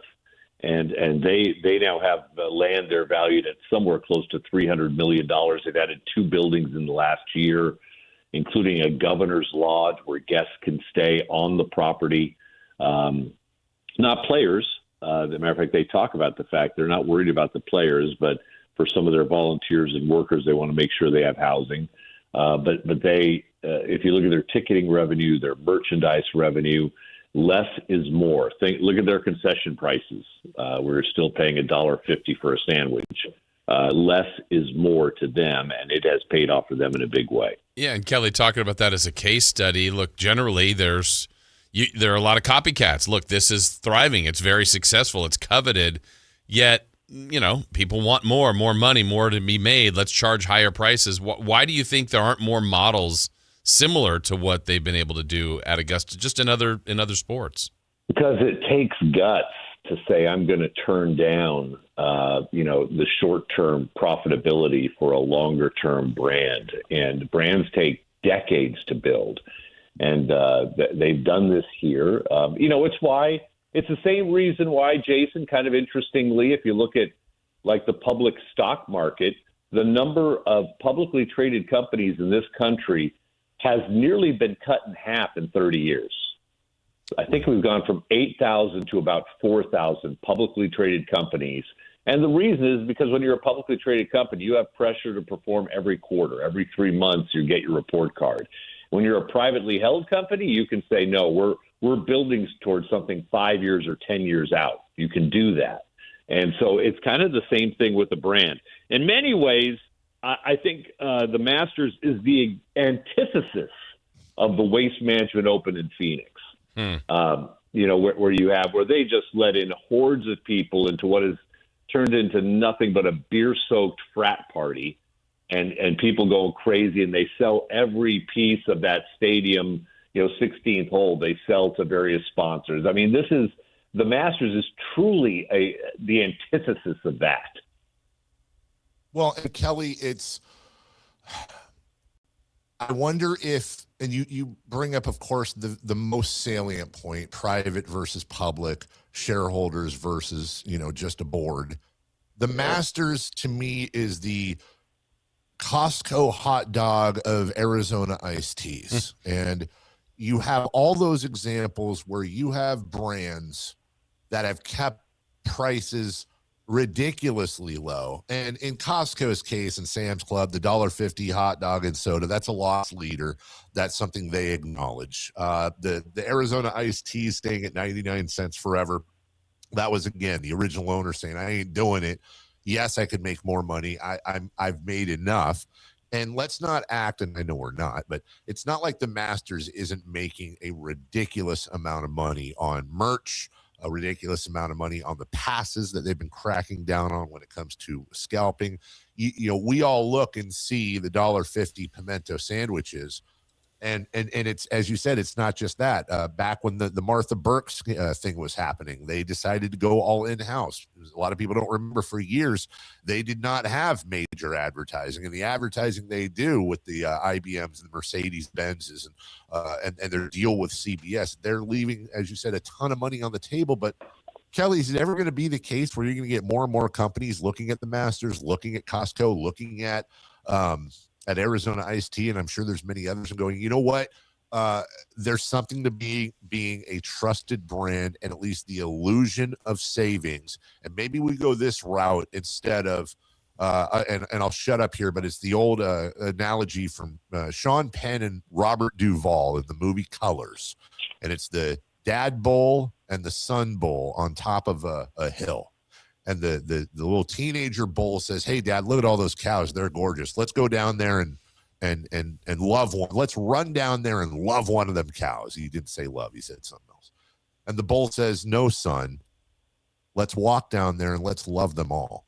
And I think that's kind of that philosophy too with these brands where they're going to make less money, but it's almost like they're more of a bargain, they're more stable, and by the way, they're rich as hell.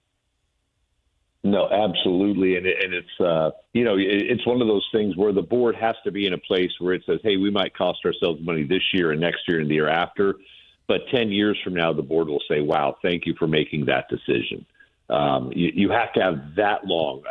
You have to get, it's the old line about it's amazing what can be built or done when you don't care who gets the credit. And that brand building requires that mentality. And most things in American business are not built around that. They're built around, hey, can I return money to my shareholders relatively quickly with a big profit attached to it? But this is different. This is a brand. And, of course, in the scarcity piece of things, it also means they keep complete control. No one knows exactly what CBS is paying. But, Augusta National tells them how many ads they can have and what they can say, and they keep complete control of the announcers and everything else. So they really have kind of drawn a ring fence around their brand, even to the point of, think about the fact that, you know what yesterday was in the PGA Tour? Yesterday was the number one day in the year where players take their Christmas card photo for this coming Christmas.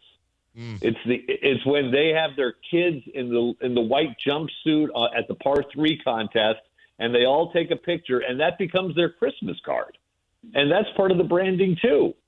So it's a great study. It's too bad more people don't think about their institution or their businesses in this way, and maybe over time people will. But we're all. In a world of social media and the dopamine hit of a phone buzzing in your pocket, it's harder and harder to build something where, the fruits of what happens today may not be seen for 20 years. Kelly, I know probably next week or the week after we'll talk about whatever the results of this will be as far as ratings and the weekend the Masters actually has. Maybe a couple weeks ago there was thought of Tiger possibly being in this. Obviously, we know he's not. But is this tournament so foolproof it doesn't need to have Sunday star power if it's, lesser names for, I hate to say that, but just, you know what I mean, lesser known names on a Sunday leaderboard? Will that matter for the Masters this weekend? Well, I mean, if the leaderboard is Scotty Scheffler and Rory McIlroy, no. If they're really lesser names, then maybe it will. But I don't think anyone really expected Tiger or Phil to in any way compete this week. It would be nice to see them there. And, of course, the Masters dinner has got to be like the number one, I don't know, maybe the number one sporting event of the year where you'd love to just be a fly on the wall and listen to the conversation. So it is sad that they're both not there for various reasons. But holy cow! I mean, I watched them tee off this morning. The honorary folks teeing off. Yeah, Gary Player is amazing. The man is 90 years old, and he takes a full swing and then does a karate kick. He's, Jack's I think 86, and he's looking like he's 86 a little bit, but. And Tom Watson remains in great shape as well. But that's part of that tradition, and this is where all these guys want to come back to. There's no other event where they want to be back every single year except for this one. So, the mantle of greatness has to be handed on down now. But I think we're going to have good names at the top of the leaderboard. I think it's going to be a very I think it's going to be a low-scoring Masters. It sounds like things are hot and everything's running a little fast on the green. So, but we'll see. I don't think it matters that much, Jason, because we didn't expect them to be there anyway. That's Kelly Brothers. Spent a lot of time on the Masters there. We'll get to the other stuff next week. Kelly, have a wonderful weekend, if you will. Enjoy. It's an official Dad Sunday, if you will. Masters Sunday, the best golf weekend of the year. Well, especially when it's going to be raining in Sacramento, so you got an excuse to do nothing but watch the Masters, right? Yes. So. Thanks, guys. Have a great weekend. All right, brother. You take care. All right. That is Kelly Brothers. We will take a break. Jason, I understand Max Muncy is efforting for the next segment. Yeah, so we'll see. This is going to be kind of hit or miss. I know we got Sam at 8, so we'll see. Hopefully it works out. If not, we'll get Max Muncy at some point. Yes. He's doing his best. Yes, he is. He is trying to the max. Is this on? Hello. As we drive towards Sam Amick in the second half of the program. What better way to drive than with my friends at Hoblet Dodge, Chrysler, Jeep, Ram, and Woodland? The Declaration of Deals sales event going on right now at Hoblet. No better time to upgrade to a new 2026 1500 crew cab with some of the best fuel economy numbers in that entire segment. Right now, as a matter of fact, you can save up to $15,000 off MSRP and get 2.9% APR with no payments for 90 days. That's savings on savings on savings. The price of gas, you know this. Make sure we think what you're driving. And Rams, just so you know, you think, oh, big truck. They get like 1 mile an hour. No, how about 25, 1 mile an hour, 1 mile a gallon? They get 25 miles per gallon. That's a big one. Plus thousands in savings with that 2.9% interest. Now is really the best time to buy a new Ram truck. Search, select, save through their whole inventory at HobletDodge.com. Nobody, and I mean nobody. Hey, did you hear me? Nobody beats Hoblet, period. Sam Amick at 8 o'clock. Perhaps Max Muncy coming up next. You never know what you might hear when listening to a Sacramento Kings game. Out of Keegan, going for another triple. Man, is he feeling it. Keegan, can he do it? Yes, there's number 11, Keegan Murray. Keegan steps back. He just knocked down his 12th three-pointer, a Kings franchise record. He's got 45 points. Never miss a moment of Sacramento Kings basketball with Sactown Sports and the Sactown Sports app. Power Business Technology is proud to be a 100% independent, locally owned and managed Toshiba copier dealer. Local ownership cuts out the red tape, allowing ourselves to never be too busy to personally answer the call when our clients need us. Recognized for excellence in service execution, training, and customer service, we're proud to be named a Toshiba ProMasters Elite Dealer since 2021. Contact us today for all of your business printing needs at 844-POWER-BZ. That's 844-769-3729. Or visit us at powercopiers.com. Golf to Go is brought to you by the Hagen Oaks Golf Super Shop. Here's Frank LaRosa. Augusta National's 11th, 12th, and 13th holes are called Amen Corner, attributed as writer Herbert Warren Wind christened it such in describing the way Arnold Palmer had played those holes in a somewhat miraculous manner. Heavy rains in 1958 prompted a local rule allowing a lift and drop for an embedded ball. When Palmer hit his ball over the 12th green and the ball embedded, the official and Palmer agreed that the ball should be played as it lay, but that Palmer could play a second ball, which he dropped. He holed out for a 5 with the first ball and a 3 with the second. When he was playing 15, he was told his drop at 12 was proper, leading to his first Masters victory. Wynn's inspiration for Amen Corner came from a jazz record titled Shouting in Amen Corner. The center of the Bible manufacturing in the 1900s was in Lower New York City, which became a popular spot for sidewalk preachers to preach old-time religion. The many Amen shouts heard each day led to the term Amen Corner. That's your Golf to Go. I'm Frank LaRosa. Your Toyota's been through a lot with you. Traffic, rain, potholes, you name it. But it keeps showing up mile after mile. So maybe it's time to give a little back. For a limited time at your local Toyota dealer, get 3 new tires and get the 4th for $1. Because a ride that's always there for you deserves to be taken care of. 3 tires, get the 4th for $1? Go on. Treat your Toyota. Deal ends April 30th. Keep your Toyota a Toyota. Restrictions apply. Toyota and Scion vehicles only. See participating Toyota dealers for details.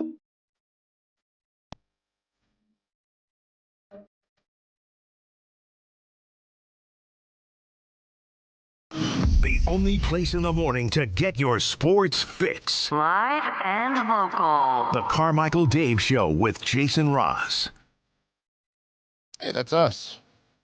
Good morning, everybody. Jason, can we get or do we have? Not that we need one, but do we have a Max Muncy update? Yeah, we have some updates. Like they're in New York City, getting ready to take on the Yankees for the rubber match of the series. I'm walking here. There's some bus issues and all that, and we also had some other little behind-the-scenes things. So I think we are efforting at the moment to switch the time to 8:30. And which is very nice of him. They're getting closer to. It's an early game, but I think it sounds like that will. Yep, they just got confirmation. We are going to switch to 8:30, and we will do it over the phone. But that's okay. We'll make it happen. That's not like he has to prepare. It's light work against the Yankees today. Yeah. Wow. Jason, your thoughts? Because, like, on one hand, you're a Yankee fan, and Chris just talked garbage. On the other hand, we have Max Muncy on at 8:30. Yeah, we do. I'll let him know about streaking and tell him, like, I'm going to pick him today because he's a show guest and see if he feels any kind of pressure about that. But, yeah, them and the Yankees are the best. Mr. Muncy, could you get a hit for me today, please? Yeah, probably in that tone. And then I will also remind Chris that, yeah, the Yankees are the best team in baseball. But oh, what are you coming after me for? Wow. Chris just got his ankles broken by Jason after dunking in Jason's face. No, I took a charge. Oh, you were. How about this? I just thought of this. Max is probably a couple blocks from me. That's Have true. him drive over. Oh, yeah. Hey, you've done on the street interviews before. You could just get your cell phone, go down the street, and do the drive. Yeah, drive over to him. Oh, okay. God, could you imagine? Remember when the morning show used to be called The Drive? That would play all the time. Oh, wow. That would get really annoying. Welcome back to The Drive. All right, well. Hey, you know what? 8:30 Max is better than no Max. Yeah, Super Max. Nothing to do with Neil Lomax. Max Renault.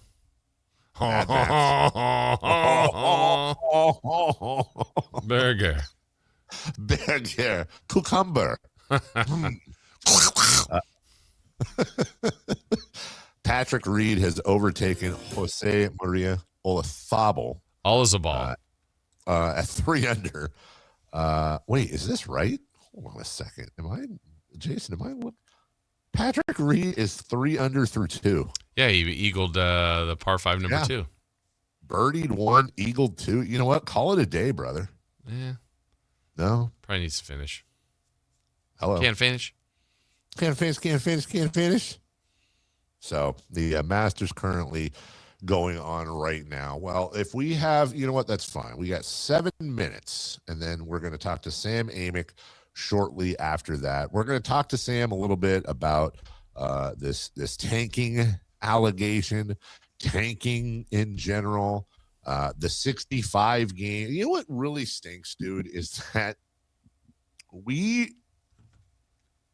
I'm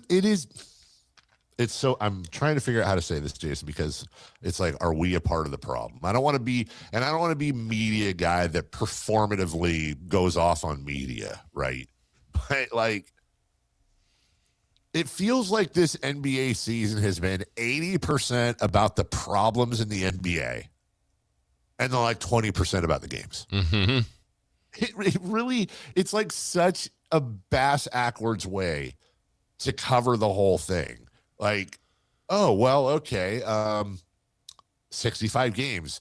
Great idea. Now it's terrible. It's a travesty, which I agree with. Tanking, it's horrible. Are they tanking? Are they not tanking? MVP, what are you talking about? Jokic is fat and he can't play defense. Shea's a foul merchant. Well, I don't know if anyone says anything bad about Wemby, but Luka eats, goes to the buffet and forgot to say when, and he's faking his injury, and load management, and LeBron James sucks, and why is Bronny in the league, and expansion is like, my God, are we all NBA fans, or are we just a fun league to hate? That's a great question. I mean, I will put myself in the fandom part. That's why, I mean, I always try to enjoy the journey, the ride, the games, the moments, the memories. Doesn't mean we can't be upset with certain things that happen, but I question others, hey, the way you frame that. Like, I think that's perfectly said. I think, wait, are you just hating on everything this league does all the time? Yet being, like, I love the NBA. Well, everything you seem to say, not you, but I'm saying that some people, it's like, are you sure? It doesn't sound like it. Victor Wembanyama is doing things at an age nobody else has done before, and he has taken the Spurs from a 30-something win team to a 60-win-plus team. Oklahoma City, the defending champions, just locked up the number 1 seed again. And by the way, the team behind them won more than 60 games.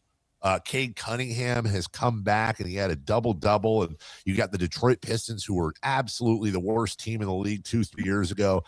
Looks like they're going to flirt. They're 58-22, flirting with 60 wins.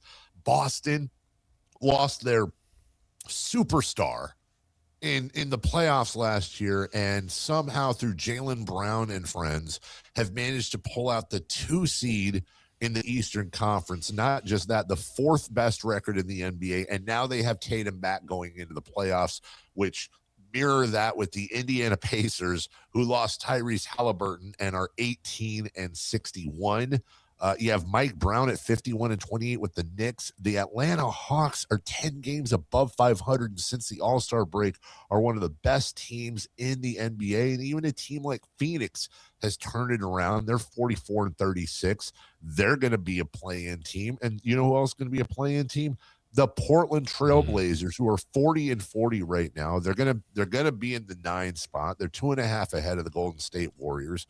There's so many. Nikola Jokic as a center is going to average a triple-double and probably finish 3rd in the MVP voting. Like, there's so much good to talk about in the NBA. Is it a product of the Twitter sphere and the media just being haters, or, as I always like to point out, is that just what people want to talk about? And is that what ultimately sells and gets you hits on the web?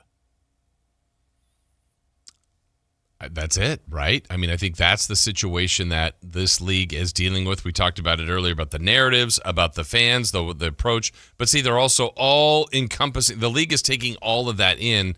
And I know when we talked to Sam, you kind of laid out earlier some of the things we'll address with him. Like, there are a lot of good things with this league, but they also have kind of stepped in their own way in a lot of these things too. And so that's the push and pull that this league has found themselves in. And it's at times unfortunate. Also, look, I think this league has always thrived on that other stuff, the drama. Look, I think I think they've even said this, Dave, like the highest peak of social media for the NBA is like free agency.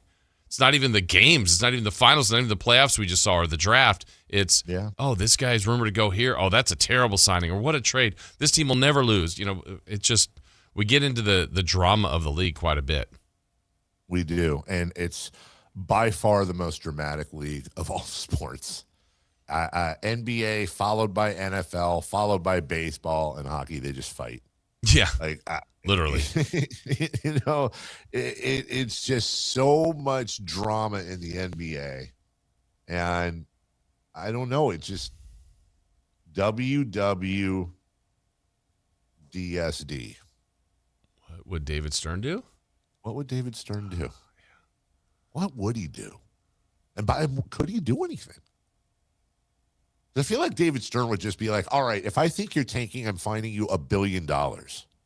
65-game rule, if I think you're load managing, I'm fining you $1 billion. And then an owner would be like, but that's not fair. And he'd like slice their heads off. Yeah, I mean, look, fines and punishments and suspensions his idea was these are meant to be not deterrents, like I'm doing this so nobody, not right. You won't do it again. Nobody will do it. Like when there was a lot of debate when Artest got, the season, it's like, oh, he's going to get 10, 15, 20 games. Like, you got the rest of the year. It's like, no, we're not doing this. You're not fighting. You're not getting into the stand. We can't have this. It's over for you. It's like, wow. Okay. Yeah. And yeah, there were stories a little bit behind the scenes where you'd hear about fines being rescinded, that there was a softer side, but he would always be good at sending a message. Mm-hmm. And I don't know, man. I just don't know if I don't know if Adam Silver has that. I really don't. We'll take a break. When we come back, Sam Amick of The Athletic. We'll talk a little bit about this with him. I'm curious as to his take, along with the big Kings tank of 2026 garbage scandal, and so much more. Our friend Sam next. The Sactown Sports 1140 newsletter right to your email. Get your latest on the Sacramento Kings, Athletics, and Republic FC with the Sactown Sports 1140 newsletter. Visit SactownSports.com to join. This is the story of the one.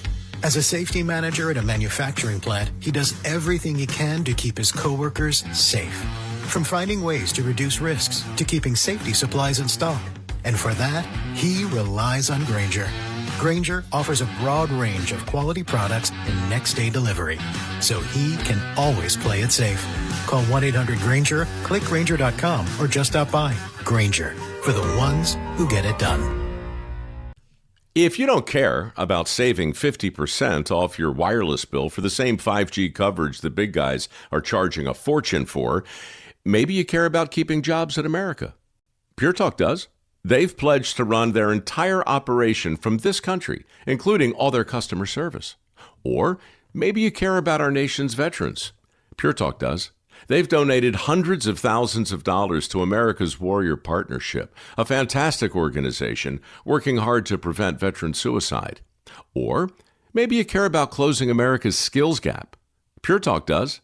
They're a proud supporter of MicroWorks. They're helping my foundation train the next generation of skilled workers. Don't get me wrong. Saving money's great, and you'll save plenty with Pure Talk. But if you want to be in business with people who share your values, dial pound 250, say micro, and switch to an American wireless company that actually stands for something. Pure Talk. Injured, and you're considering an LA law firm looking to charge you 45% to 50% in attorney's fees? That's overcharging. Ashton & Price has been around for over 25 years, and I can tell you no matter how complicated your injury case, you should never be charged 45% or 50% in attorney's fees ever. Direct, experienced, unrelenting, and honest local representation matters. It's called Home Court Advantage for a reason. Ashton & Price serious local attorneys for serious people with serious injuries. So for the best local advice, don't think twice. Call Ashton & Price. Welcome to the Bar None Auction. Bar None Auction is selling thousands of items this Saturday, April 11th in Sacramento. Large farming and construction equipment, cars, trucks, and industrial supplies, all sold to the highest bidder. Always open to the public. Visit barnoneauction.com. Meet iPhone 17e. A whole lot for a lot less. With an almighty, all-powerful A19 chip. And Ceramic Shield 2, built to survive this. And this. And a 48-megapixel fusion camera with 2x optical quality zoom and next-gen portraits. And double the starting storage of iPhone 16e. And long-lasting battery life for hours of watching the studio. That's the dream! And it comes with Apple Intelligence. And you can charge it with USB-C. Or with MagSafe accessories. And a whole lot more. All for a lot less. Get the new iPhone 17e at Verizon today.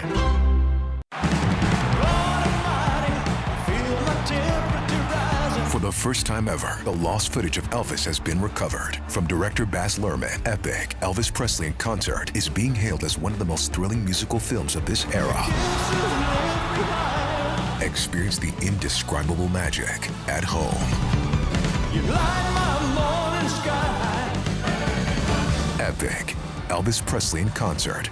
Available now on digital.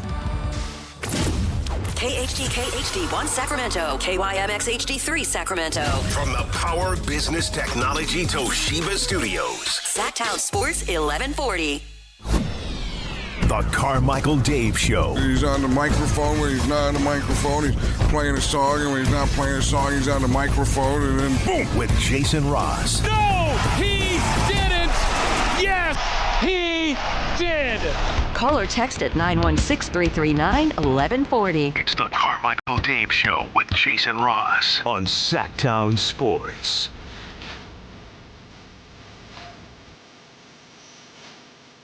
Welcome back. Carmichael Dave, Jason Ross, Christopher Log. Second half of the program. Sam joined almost here on his way. Sam is samming. Yeah, he's kind of here. He's getting ready. I'm getting tweets from people now. Apparently, some extended Masters coverage is on the extended CBS Sports networks. And apparently in one of the time zones, somebody turned on their TV to watch the Masters. And my face was on the screen. Apparently they're running the part 1 of this Huddersfield documentary they're doing, Sac Republic and Huddersfield. So they turned on to watch the Masters. And it's my stupid, ugly face, like saying something stupid and ugly. Sorry, that's how you wake up, pal. But hey, check it out. Yeah. It's soccer over here, football over there, part 1, part 2 coming soon. And there you go. Sam ready? Yep. Sam's ready. Look at Sam pulling up in his summer league shirt, his Peloton-esque bike or Peloton, I can't tell in the background. It's the one the only from the Athletic. Elliptical. Sorry. That's how you stay in good shape, Sam. You always have. I never can pull. I keep waiting. I've waited basically 16 years to pull the cushy poker player build back on you. And you have, I don't know if that's motivation for you or not, but you have not allowed me to do this. Good morning. No, and I always feel bad. I don't think this individual likes this running joke, but our buddy Deuce Mason years ago, he beat you to the punch when it comes to motivating me because he called me. He said that I had a dad bod on the air at one point. Oh, and, yes. Yeah, and that always stuck with me. So he became the motivation. But what's up, guys? How we doing? Well, I think we're facing, according to Nick Wright, a possible $50 million fine from Adam Silver to the Sacramento Kings for blatant tanking against the Warriors. I know by now you are familiar with that. And Sam, my angle earlier, and we'll obviously get to, the NBA part of this, but it really, really got me that we had multiple national and local reporters talking about how team sources told them and then explaining that it was a coaching mistake, which of course, and you and I love pulling the curtain back, means that there were team sources going on offense to try to explain this. I don't even have a problem with that. I have a problem with the fact that somewhere in some room, the team believes that the national discussion and zeitgeist of which way this goes will, in fact, perhaps influence the NBA, and it's not a private phone call the next day to the deputy commissioner. That's my problem. I hear you. I don't blame them for trying to do some damage. Me control. neither.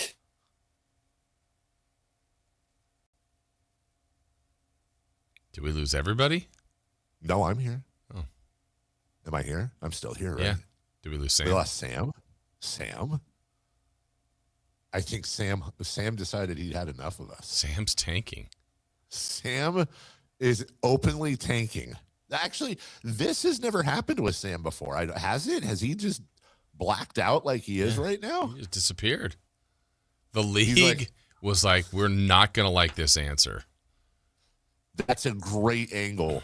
Sam was about to lay the lumber on all the secrets. The frozen envelope with the Knicks. And he's just been muted. And he's back. Hey, we're back. Hi, how are you? Should I stay here or should I jump on the phone? Okay, Chris. Let's try it one more time, and if you crap out again, we can phone you. You were just in the middle of and I don't blame the Kings either, Sam. It's the fact that that's actually a strategy is what bothers me. It's a good strategy, and it shouldn't be. No, I mean I couldn't agree with you more. Just to share my little experience here, admittedly. Yesterday had a handful of things I had to take care of where, the player poll that it's always fun to pump on your show is coming out tomorrow. And so I was dealing with that, right? And I was dealing with some other projects and stories, and this Kings thing just kept getting louder. And I'm just kind of admittedly ignoring it, going, this is so stupid. I just don't care. But this is the day and age we're in, is that if the conversation gets loud enough, it's tough to ignore. So then, one of our editors hits us up internally, and if I'm being honest, and I was just like, I don't have time to deal with this. And so it's like the story that won't go away. All of which is to share that, okay, this morning before joining you guys, and partly at the behest of my employers and knowing that we were going to connect, it was like, I guess I got to do this. I got to figure out what the deal is. And you already know the deal. I mean, it's pretty cut and dried. Like, what's out there is what's out there. Like, Doug thought that they had a foul to give. He didn't want to lose the timeout that he would have lost if it was under 3 minutes. So that obviously explains why you foul a 90% free throw shooter, because he didn't think he would be shooting free throws. Draymond's post-game rant.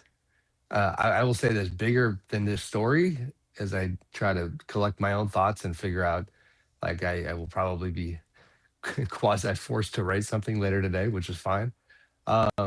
Is like the league is just kind of grasping at straws when it comes to the tanking issue, and they do continue to be too reactionary to the conversation. Like, if you're going to be this serious about coaching decisions that you are concerned are, teams trying to tank, then, there's a million of them every night that don't get this level of attention from the public. Just because Draymond gets really loud and because the broadcast, those guys do a good job, but, Bob and Coletta talking about this on the broadcast the way they did, like, that doesn't warrant an investigation on its own. So I'd be pretty shocked if they get fined. I think that would be absurd. It seems like a very defensible thing. And I mean, you say what you will about, okay, Doug made a mistake, and as one of the folks involved had told me, like, did Draymond not have any mistakes in the game? Like, mistakes happen. That's all there is to it. But yeah, it's crazy. I mean, I saw last night, and to his credit, this was entertaining and well done, but, Rob Perez, who's got a real significant following on social media, did kind of the, wob investigation or whatever he called it. And it was like, I've never felt scooped by like that sort of like content. You know what I mean? I was like, damn, this is really good. Like, this kind of checks the box. But yeah, that's where we are in this 25-26 season. Sam, just on your early, and like you said, you might have to be forced to quasi write about this. I mean, do you even feel like the league is going to do anything, or even just like, is it done? Like, why? Hard to prove whether it's even anything there that's been explained by the Kings side. Like, just, do you think the league even does anything remotely about this? I don't know. I asked that question literally a couple minutes ago, and the answer is it's not clear. But I mean, they are the things that happen in an investigation are happening. They're calling the people involved and talking to them. So no clarity yet. But again, it seems like the evidence is just so laughably in the Kings' favor on this one. And this is where the fans should chuckle at the absurdity of this year, because so many fans wanted them to tank. And now for their defense to be, we're 7-9 in our last 16 games. Like, you think that in this moment with 3 minutes to go against the Warriors, after we came down from a 15-point fourth quarter lead, that was the moment that we said, enough, it's time to tank. It doesn't really add up. Sam Amick joining us. Yes, that is where we are at, that we are saying our defense is we're 7-9 and our coach forgot the rules like that. And we're standing up and yelling it. That's how we're innocent. And we were having a broad conversation, Sam, too. And you should identify with this. You're a fan of the NBA. Your life work-wise is the NBA. You cover the NBA on a national scale. It just seems like with Adam Silver in this part of his tenure, and we talked about how he came in with the Donald Sterling thing, also trying to fill David Stern's shoes. And I thought he acquitted himself pretty damn well. And now it seems this year, if you were to list top stories, is it Jokic averaging a triple-double, the emergence of Wembanyama, the Spurs going from 30-something to 60-something wins, the rising of the Pistons, Luke is on and on and on and on. It's tanking, It's the 65 game rule. It's being foul merchants. It's the Kawhi Leonard aspiration thing is almost now that it's like, what was that? It seems like these top rotating stories mostly are people that love the NBA bitching about how bad the NBA is. And I'm not saying you shouldn't criticize. I guess my question, Sam, and you can uniquely answer this. Is it the fault of the fans in the media for just being too damn jaded? Or is it the world we live in, quite specifically, Sam, that if you were to write a 4-page, 3,000-word or whatever breakdown of Wembanyama's ascension, and then the next day you were to write a story about Shea being a foul merchant and why Luka Doncic isn't the MVP, I'm guessing the latter gets more hits. And as a media member, many times you guys, your job is to get hits. And I'm not questioning your integrity or anything like that. I'm saying that's just the landscape with the media so much that you have all this pressure to get this attention on your work.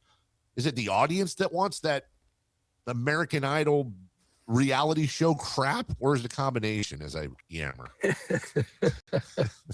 Sorry. What a soliloquy that was. That was Thank good. you. Sorry.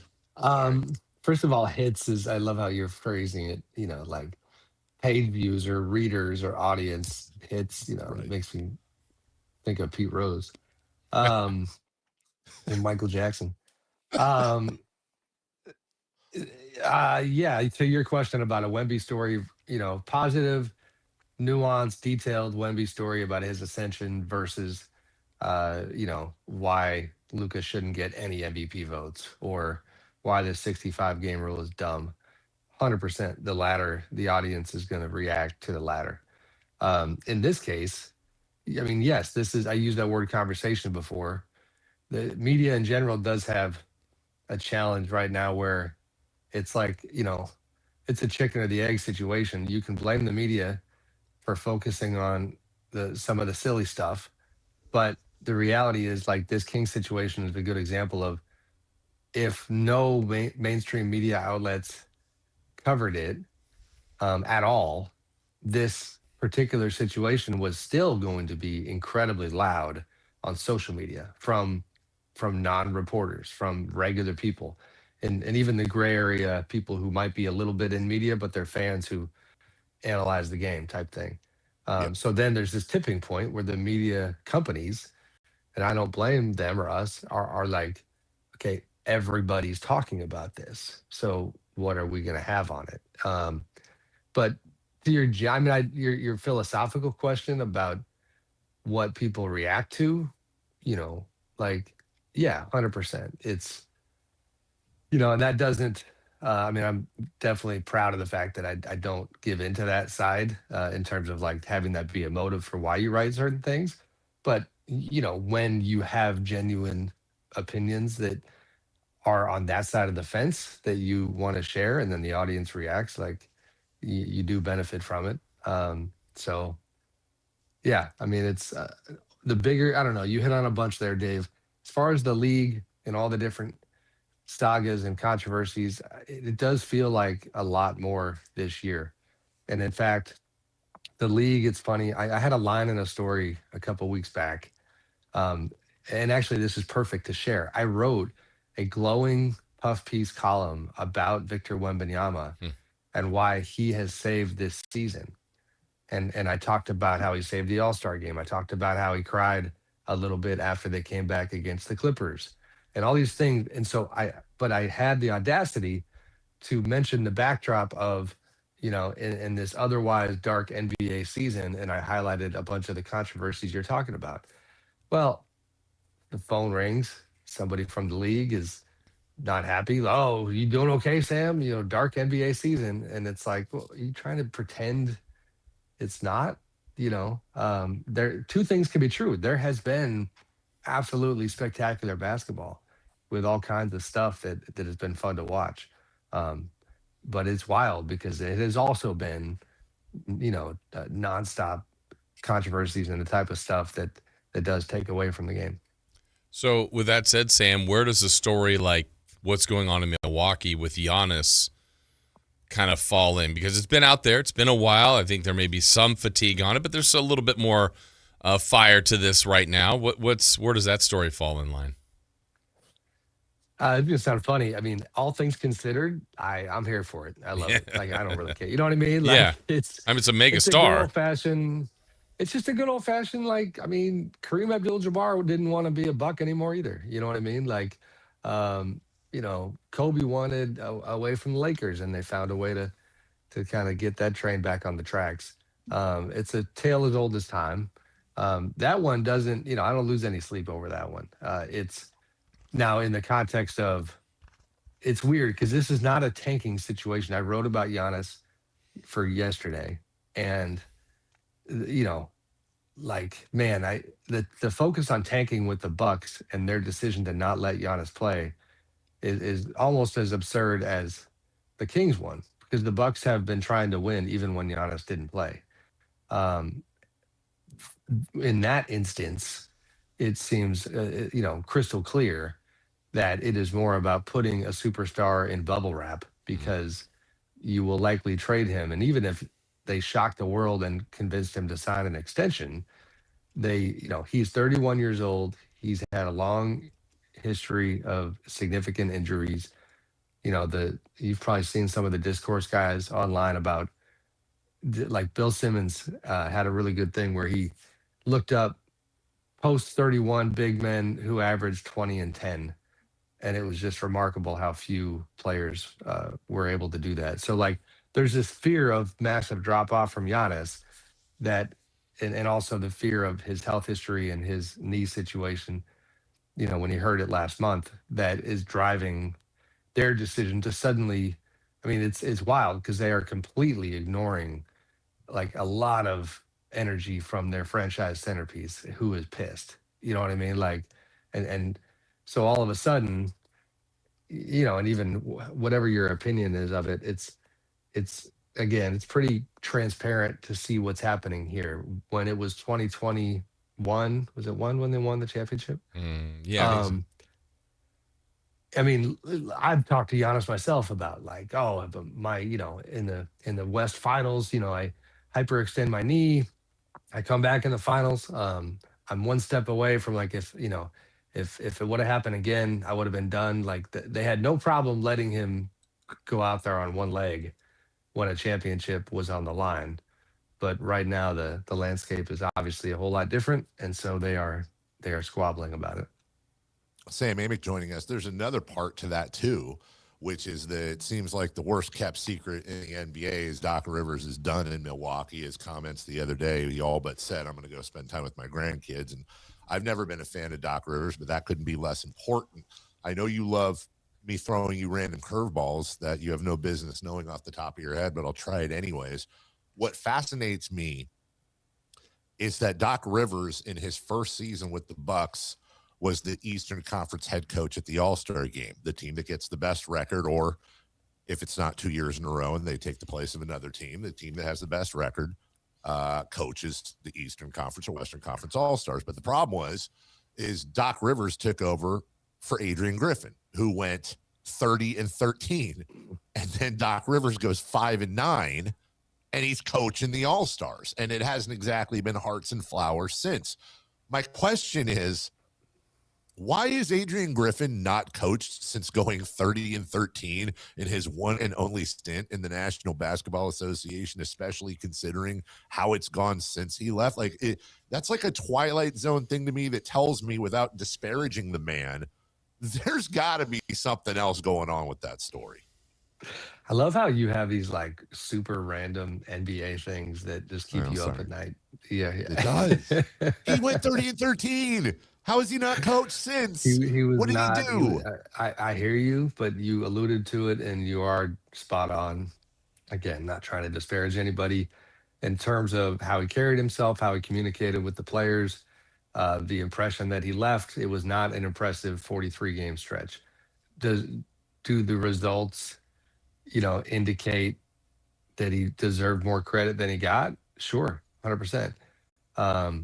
But it's one of those, I mean, coaching is such a, inexact science. And so all I know is that like some guys come in the room or some women come in the room and they command the room and they feel like natural leaders, and messaging is clear and strategy is clear. And even if you lose the game, you know, we knew what we were doing. And you're on the same page. It's weird to say because they were 30-13, but I mean, I was around that team quite a bit and the vibes were fairly bad. And even like fair or not, there was like, it's pretty few and far between when the media will walk out of a room with a coach on a consistent basis and just kind of be like, man, what is this dude doing? You know, like, so like even, you know, the Kings thing, Doug is a tricky conversation, right? Given his lack of experience as a head coach, all these things, but like last night or the other night was in a vacuum mistake, just a mistake. It's more about spirit and strategy. I don't know. I think you get the point. I do. I mean, the vibes were pretty bad. I mean, does that mean he should never have a chance? I mean, and does that mean that Doc does have one of the more complicated legacies. I mean, even Shams was reporting the other day when you know, he tells his team in a team meeting, you know, Google me, look me up. I took some teams to, you know, to the heights that we're not supposed to go there. I was cracking up when, I forget who it was, but somebody retweeted that. And they said, and this was obviously fake, just to make sure nobody thinks this is real reporting, but they said, Google me, look me up. I've blown 7-3-1 playoff series. And like, and then what was the other one? He said, there was a player thing. He's like, I picked this guy over that guy. And then it had Doc saying, well, no, not that stuff. Keep looking. Like, right. Keep Googling. Different search engine. Right. Well, oh God, we're at the end. Jason, we're at the end, right? Or did you have one more? Well, I had one thought on the, because you do like to shamelessly plug the poll, Sam. You said you have the that piece coming out tomorrow without, you know, unveiling everything, I guess. Was there an answer or answers or a result of the, you know, it's a fun thing to do every year. It's a lot of work on you, but that you could maybe tease out there that was a surprise for you that will be released tomorrow? Well, I'm curious to see how the fans and the audience react to this. We changed, and this is above my pay grade, but our people who decide how to roll stuff out, we changed the way that we're doing it this year. And I think this will, some people will like it, some won't. But instead of having it be one player poll with every single question on one day, which is what we've done before, there is going to be a bit of a piecemeal component here. So like tomorrow, for example, we decided to kind of rush out the question of who do you think is the MVP, because the actual voters have not voted yet.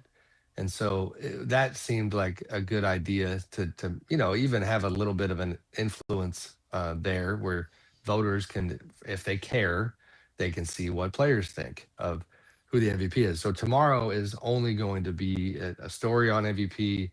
I wrote, and you know, kind of a breakdown analysis of MVP with those results. And then the next one, I think, you know, it's going to be rolled out over several weeks is the point. It's going to be, you know, which team's going to win the title is the second story.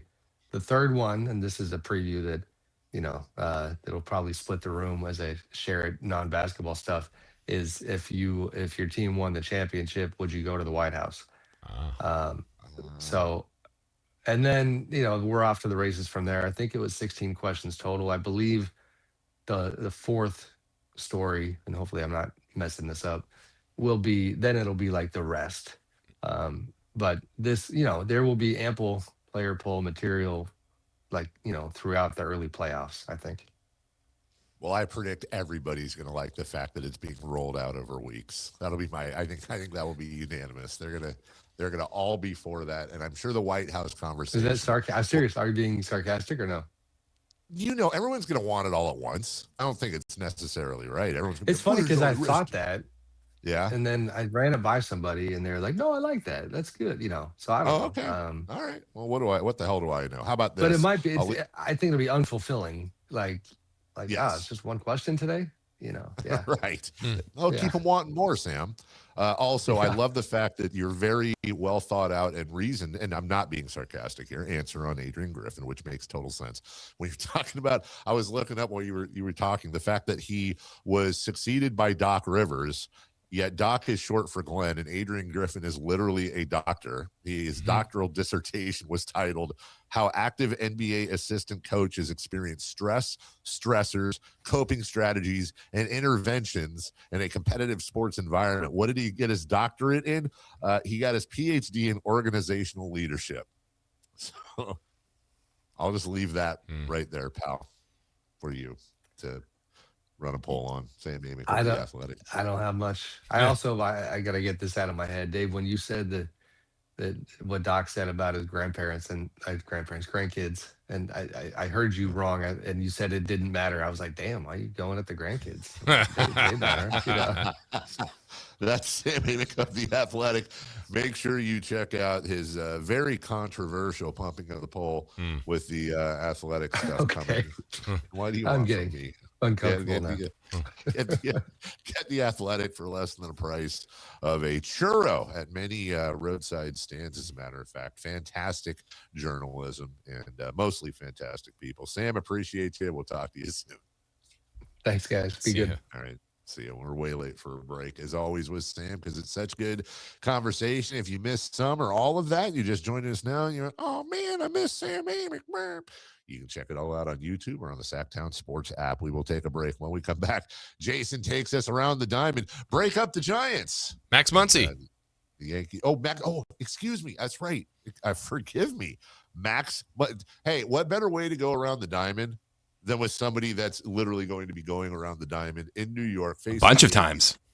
Max Muncy coming up next. Domantas Sabonis plays here. He finds Sabonis. Put the frosting on the cake. Put the cherry on the sundae. Sabonis with a two-hand flush makes it 114-106. Sactown Sports is your proud home of the Sacramento Kings. What's up? We're talking to Chad Hoblet, Hoblet Dodge Chrysler Jeep Ram in Woodland. What's happening for the Declaration of Deals sales event? Right now, you can save up to $14,500 off MSRP on new 2026 Ram 2500 and 3500 heavy duties. And take advantage of available 5.9% financing for 84 months with no payments for 90 days on select inventory. That's the kind of savings we need with gas prices so high.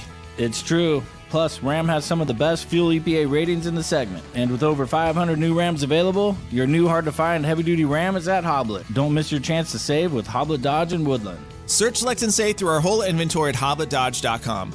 Unbeatable prices, unbeatable selection, nobody beats Hoblet, period. $14,500 total net savings on select new 2026 Ram 2500 Limited Longhorn after $1,500 factory rebates and $13,000 dealer discounts. Discounts include $1,000 Hoblet business owner bonus with proof of business ownership, $1,000 Hoblet trade-in assistance with eligible trade, and $500 on-the-job upfit with eligible upfit. One of this net savings, VIN 152135. See dealer for details. Sunday baseball just got way more fun. Join Dinger's Kids Club with the Sacramento Rivercats. For just $35 all season, kids get a ticket to every Sunday Rivercats home game and tons of fun all season long. Sign up today at rivercats.com. Country in the Park is back. May 8th and 9th at Cal Expo. Miranda Lambert. John Party. Chris Young. Turnpike Troubadours. Dylan Scott and more. Line dancing live DJs, Mechanical Bulls, huge festival area, and food trucks. Tickets start at only $68. Country in the Park. May 8th and 9th at Cal Expo with N&S Tractor and Case Construction and Courtyard by Marriott Sacramento Cal Expo. More info at CITVFest.com. Golf to Go is brought to you by the Hagen Oaks Golf Super Shop. Here's Frank LaRosa. Augusta National's 11th, 12th, and 13th holes are called Amen Corner, attributed as writer Herbert Warren Wind christened it such in describing the way Arnold Palmer had played those holes in a somewhat miraculous manner. Heavy rains in 1958 prompted a local rule allowing a lift and drop for an embedded ball. When Palmer hit his ball over the 12th green and the ball embedded, the official and Palmer agreed that the ball should be played as it lay, but that Palmer could play a second ball, which he dropped. He holed out for a 5 with the first ball and a 3 with the second. When he was playing 15, he was told his drop at 12 was proper, leading to his first Masters victory. Wynn's inspiration for Amen Corner came from a jazz record titled Shouting in Amen Corner. The center of the Bible manufacturing in the 1900s was in Lower New York City, which became a popular spot for sidewalk preachers to preach old-time religion. The many amen shouts heard each day led to the term Amen Corner. That's your Golf to Go. I'm Frank LaRosa. Sacramento. Get ready because the Sactown Sports Live events calendar is packed with can't-miss shows all season long. It all starts April 28th with Benjamin Todd live at Ace of Spades. Then May 9th, big night, big choices. Laugh with Tim Allen at Hard Rock Live Sacramento. Or catch the iconic sale live at Thunder Valley Casino Resort, happening on the same night. Rock lives on May 16th when Jason Bonham brings his Led Zeppelin evening to Hard Rock Live Sacramento. And don't miss Lenny Kravitz May 22nd at Thunder Valley Casino Resort. June 6th, sing along with Richard Marx also at Thunder Valley Casino Resort. Then catch all the summer vibes July 10th with Rascal Flatts at Lake Tahoe Amphitheater at Caesars Republic. August keeps the party going with Kane Brown at Ironstone Amphitheater August 16th and Ty Myers August 22nd at Lake Tahoe Amphitheater at Caesars Republic. From comedy to rock to country, if it's live, it's here. Check the Sactown Sports Live events calendar and plan your next night out today. Welcome to the Bar None Auction. Bar None Auction is selling thousands of items this Saturday, April 11th in Sacramento. Large farming and construction equipment, cars, trucks, and industrial supplies, all sold to the highest bidder. Always open to the public. Visit barnoneauction.com. 100, so.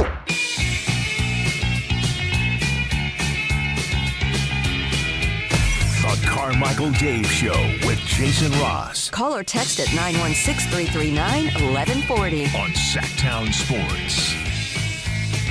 We have said this many, many times, Jason Ross, that no matter what's going on off the field with the A's, and, you know, we've all been a part of that, they have always been so incredibly wonderful to us. Absolutely. It's one thing for us to get a player on the program. It's another thing to get a player on the program who has been fighting traffic in New York City, probably not that far from me, as a matter of fact. And all he has to do today is face off against the New York Yankees, but he's making just a few minutes for us to visit and say hello to the home fans. Max Muncy joins us on Sactown Sports. Max, it's Dave, it's Jason. Good morning, sir. Good morning, guys. How's it going? Good. How's New York treating you? It's been great so far. Yeah, and you guys are going to be there for a while. You not only have the Yankees and the Mets. Do you like that in one kind of fell swoop to be in New York? Do you like to make multiple trips? How do you like the layout of this? I think it is nice staying out here so we don't have to fly back and forth. You know, it's kind of a long flight, so just to knock it out in 1 week is nice. You know, whenever we have a player on, well, I always want to look at what the latest news is and, you know, are there any interesting stories that were out and all that. And, of course, I Google your name and I'm looking at all the stuff and every other story is and I don't know if you know this or not, but there's another Max Muncy that played in the major leagues. And it got me thinking, you know, you're coming up, you've rode your way through the minor leagues. Everyone's so proud of you and you have such a bright future. It's not going to be long, I imagine, Max, before the other Max Muncy is being asked all the time, hey, are you related to the A's Max Muncy? That's got to be a big motivation. Yeah, I mean, he's a great player. I think it's nice to have the same name as a player of his caliber. So I think that part's good for me. It's probably better though, Max, that the other Max Muncy at one point was also with the A's. What would that have been like if you guys were on the same team, literally with the same name? Oof. I mean, that would have been crazy. Especially, I mean, I've known about him since he was at Baylor. My grandparents told me about him, so I've followed him for a while.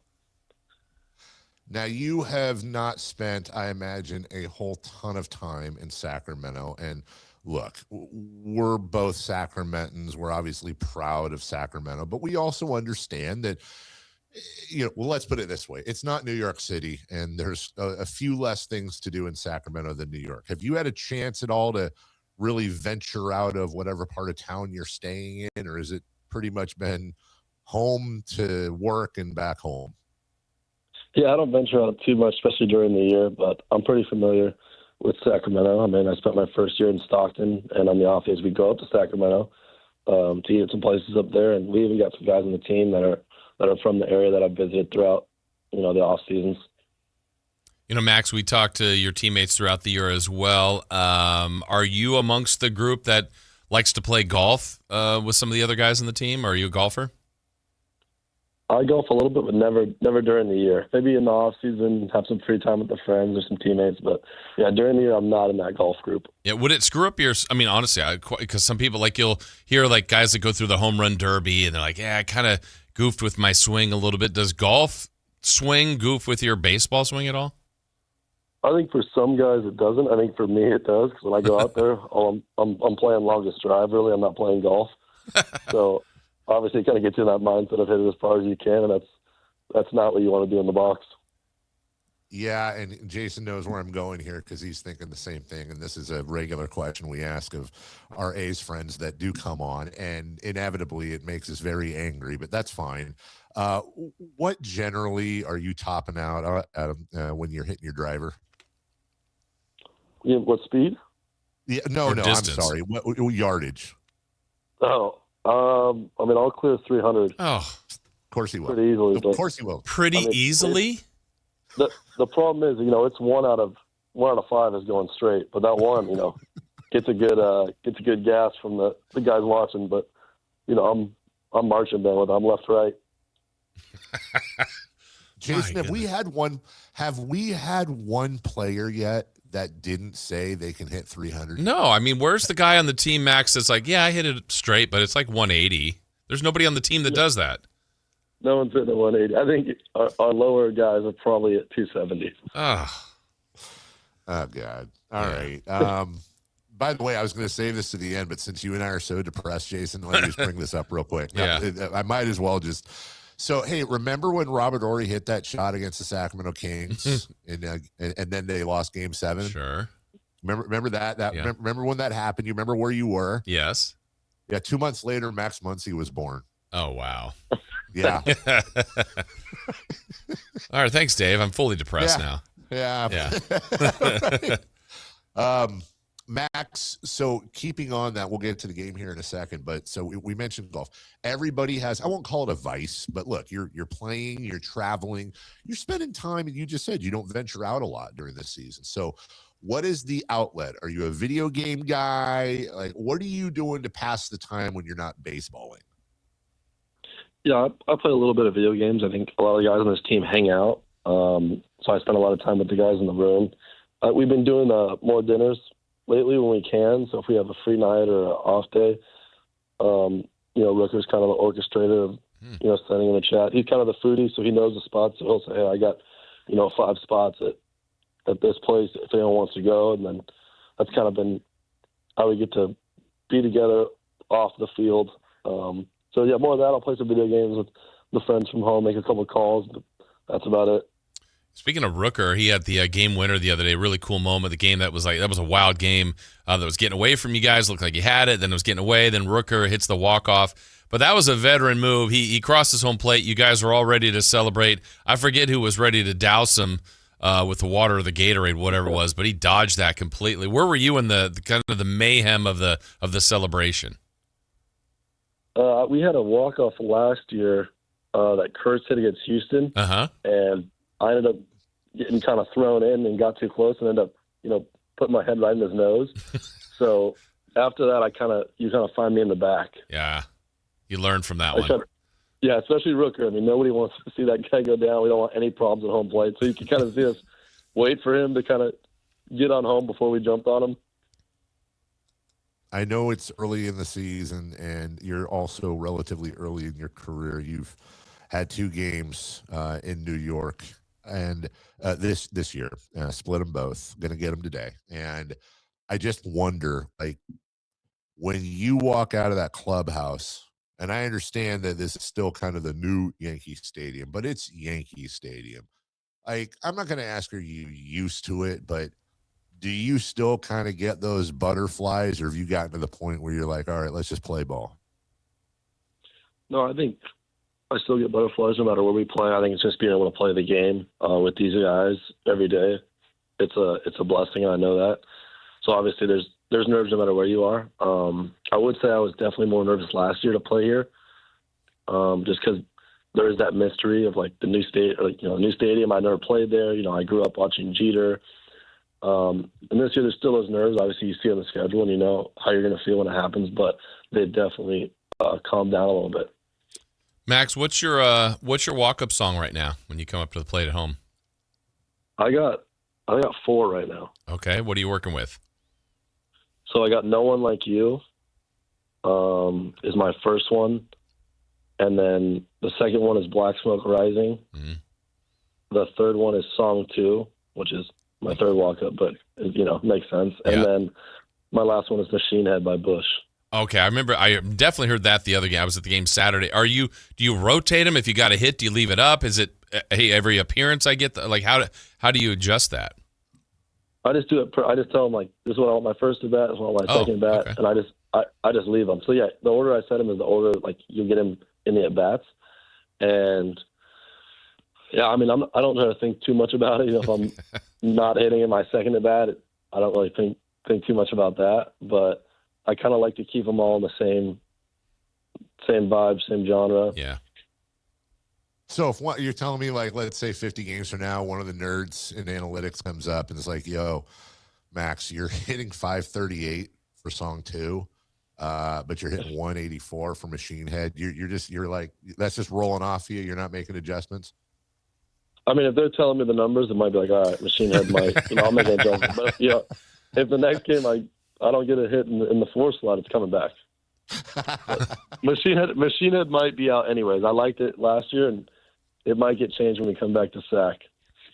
Do you guys critique others? You're like, really? That's the song you're going with? Yeah, for sure. I don't know if other guys do, but I do sometimes. Who are you razzing the most? Just because I'm close with him, probably Law. Mm-hmm. Lawrence Butler?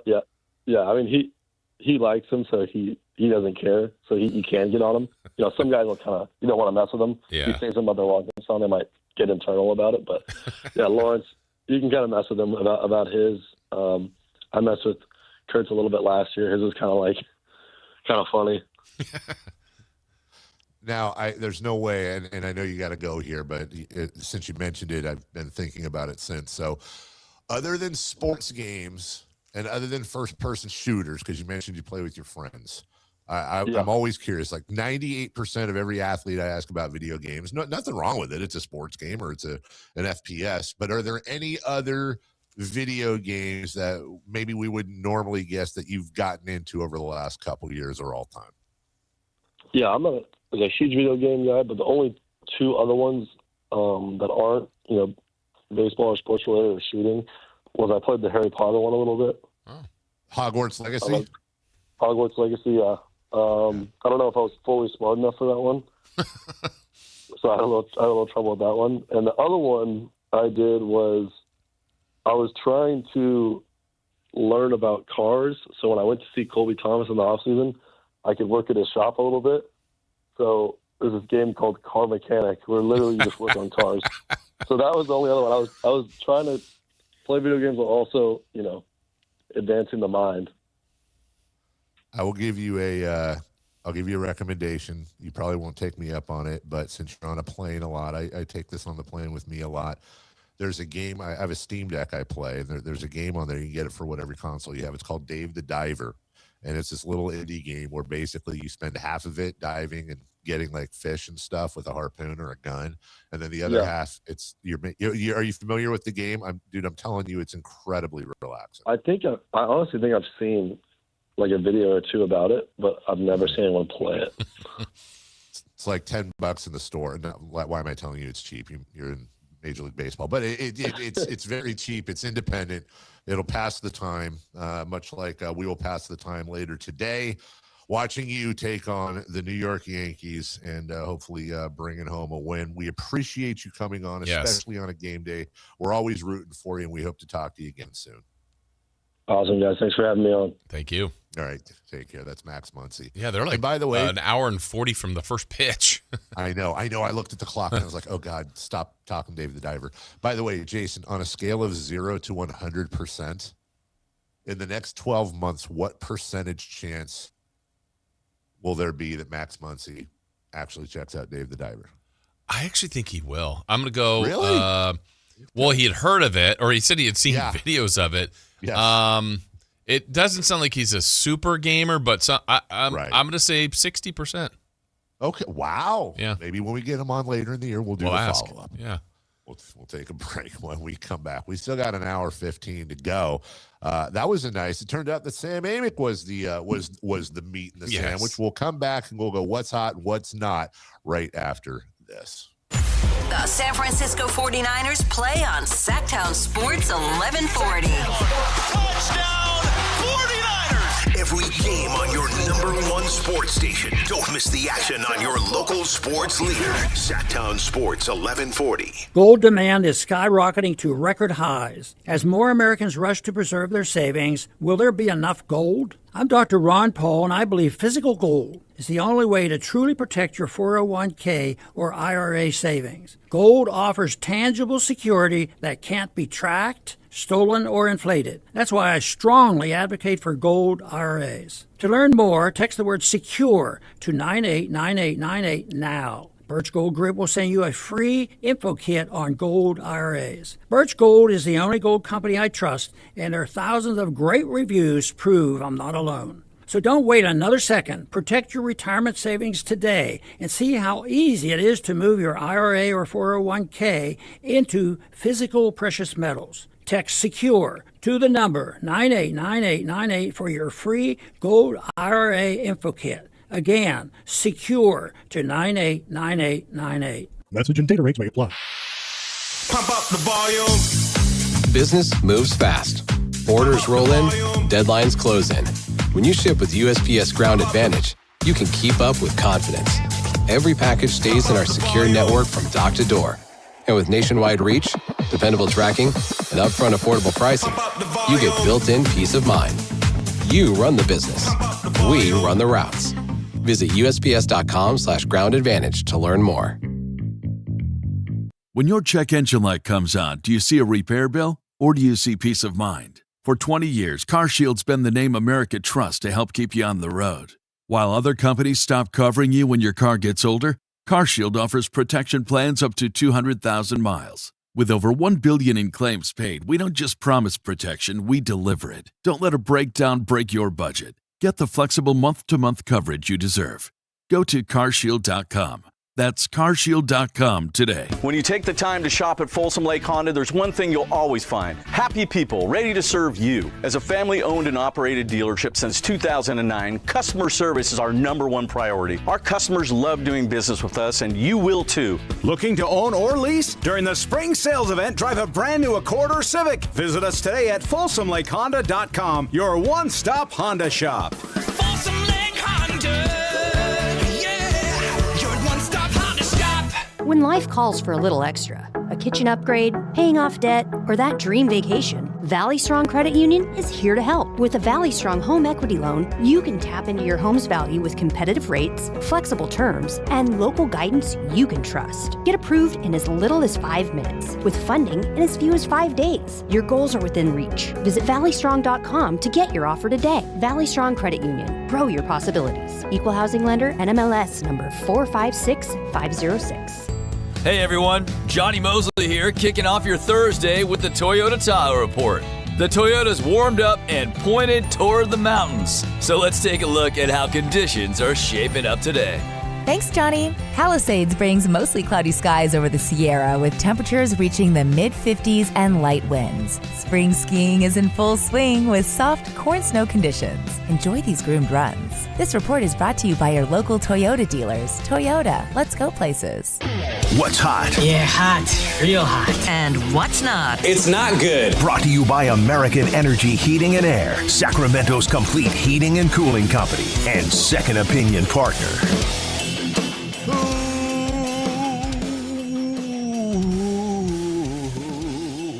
I said who? I'll say who? Who's going on? I said who? Who's hot? How about that? I don't know if you've ever heard of this guy, Dave. Have you ever heard of Nikola Jokic for the Denver Nuggets? As a matter of fact, I have picked in the second round during a Taco Bell commercial. Nobody knows that. Oh, okay. Well, did you know that the Nuggets are currently on a 10-game winning streak? No. and that Nikola Jokic during that time has had 252 points, 145 rebounds, and 127 assists. Do you know who else has done that in the history of the NBA? I'm going to go with Nikola Jokic. I'm going to go with nobody. Well, one of you is correct. And that would be Jason Ross. Oh, not one NBA player in NBA history has had those numbers in Never a won. 10-game span. But not the MVP because, reasons. Reasons. It's your star. Wait, that's a different one. Okay. Who's not? What store is it? The American League. Toilet store. The American League's not hot. Why is the that? American League is not hot because most teams have played their 10 games already. Only 3 American League teams are above 500. Hey, tell us which ones. I don't have that information. Oh, I do. Oh. The Texas Rangers. Okay. Well, I'll be. The Cleveland Guardians. Okay. And the New York Yankees. I don't know about that last one. Well, I mean, they did lose their last game, but who'd they lose to? The Athletics. Oh. On a tying slide headfirst at home from Max Muncy, friend and guest of the show. Tied the game with that. Pass ball, run scored. And then Rooker drove in the game-winning run. Speaking of Max Muncy, I was scrolling through Twitter during the break to see, what's going on in the world. And up came Mike Bibby's game winner against the Lakers in Game 5, a clip, and then a little behind the scenes of him hugging her. And it makes me think, again, my phone's listening to me because I don't see that every day. And then, mentioning that with, seriously, Jason, when you think about that, like, I know exactly where I was in 0-2 for that series. I know exactly where I was. I know exactly what happened. I know exactly how I reacted during Game 6 and then, of course, Game 7. And just to think that we were still a couple of months away from little tiny baby golden Max Muncy coming into the world. Yeah. And now he's taking Dave the Diver advice. Now he's a man. Now he's a man playing in Yankee Stadium. Also grew up in Camarillo. It's a nice part of the It is. It is a decent part of it. If Nice I don't part of love the LA. state. That's You well do. known, but it's a nice part of the Southern California. All right. Let's that's who's hot and that's who's not. Let's unzip, untie, take off the belt, and let's go streaking. It's time to go streaking. We're going streaking! Who is the Nostradamus of MLB? Who can keep the streak going? It's time to go streaking. What the hell are you doing? We're streaking. Well, are we? I'm at 1. Dave and Chris are at 0. So fresh start for really the show. Dave, you took baseball's leading hitter, Andy, as you called him, Pages. I like that. Andy Pages. Andy Pages. I know that's not how it's pronounced, but that's how we're pronouncing it. Yeah, because, this is what the guy does. He gets hits. He's on the Dodgers. He's the best hitter in baseball right now. He's on the best team in the National League. Dave loves L.A. Dave loves it. He got up 4 times yesterday. And good news for you, he is still leading the majors in batting average. But he got 0 hits. Loser! You're a loser! Are you feeling sorry for yourself? Well, you should be, because you are dirt! So dumb, dude. Want to rip out those pages? Yeah, I'm going to turn the pages. Turn the pages. I took Stephen Kwan of the Guardians. They got 16 hits, 10 runs. He got up 4 times. He did get 1 hit, though. 1. That's fine. That keeps the streak to 2. And Chris took Kevin McGonigal. His guy now. It is, because he's got a drop for him. McGonigal, he's a phenom for the Tigers. He got up 5 times, and McGonigal got a hit. You got to do this one for me, Billy McGonigal. Great. So Chris is at 1. I'm at 2. Dave, you're at 0. So fresh start today. Who would you like to select? Not as many games. I like to keep with the rules of the show, at least the rules of the show that I'm making up as we go. My rule is, Jason, anytime we have a Major League Baseball player on the program the day of a game, I'm going to go with that player, provided, of course, he's an offensive player. And in this case, he is. Give me Maximum Muncy. I'm going to take the other Max Muncy. No, the same Max Muncy. I'm with you. We just had him on the show, a friend of the show. I'm going with the A's Max Muncy. Chris? Well, I think I got to go with this game, too, so I'm going to go with Giancarlo Stanton. Wow. Chris hates the A's. Chris hates Max Muncy. Long-time Yankee fan, Chris Verlaud. Dave really screwed me up, though, today, because what I usually do when his player doesn't get a hit is I choose him the next day, because they usually do. But that would go against my rule of picking Dodgers. And they don't play. And they don't play. And they don't play. Chris is on a streak. He has not picked a Dodger for at least a season, I think. Season plus. Because I do not love L.A. Yeah, Dave does. Chris loves it. Dave loves L.A. Dave loves it. Yeah, but you also love the Smiths. And honestly, I don't know which is worse, loving L.A. or loving the Smiths. You heard that. Dave loves L.A. That's what I heard. I mean, too. if I had a choice between living in L.A. for the rest of my life or the only music I could listen to for the rest of my life is anything from the Smiths, I'll even throw in Morrissey's catalog.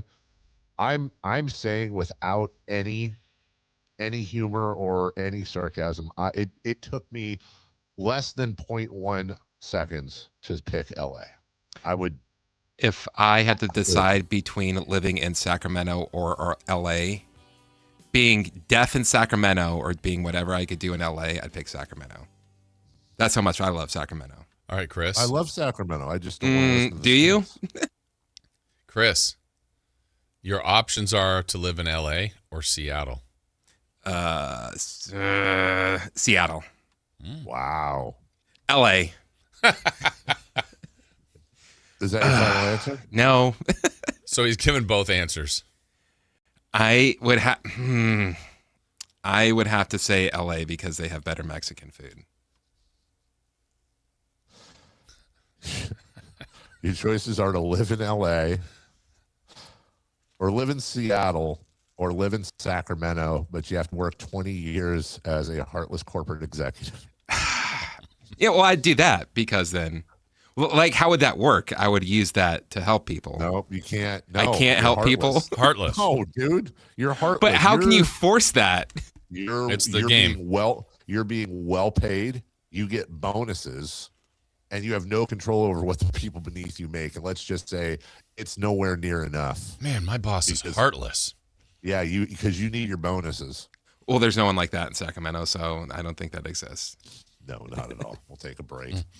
When we come back, final hour of the program, we'll go over the night in the NBA. More fallout, and we'll recap that a little bit from the Kings and the Warriors. And we've got teams ramping up. There's ramping up everywhere. And then Jason saw a CBS Sports article that caught his eye. It might catch your ear.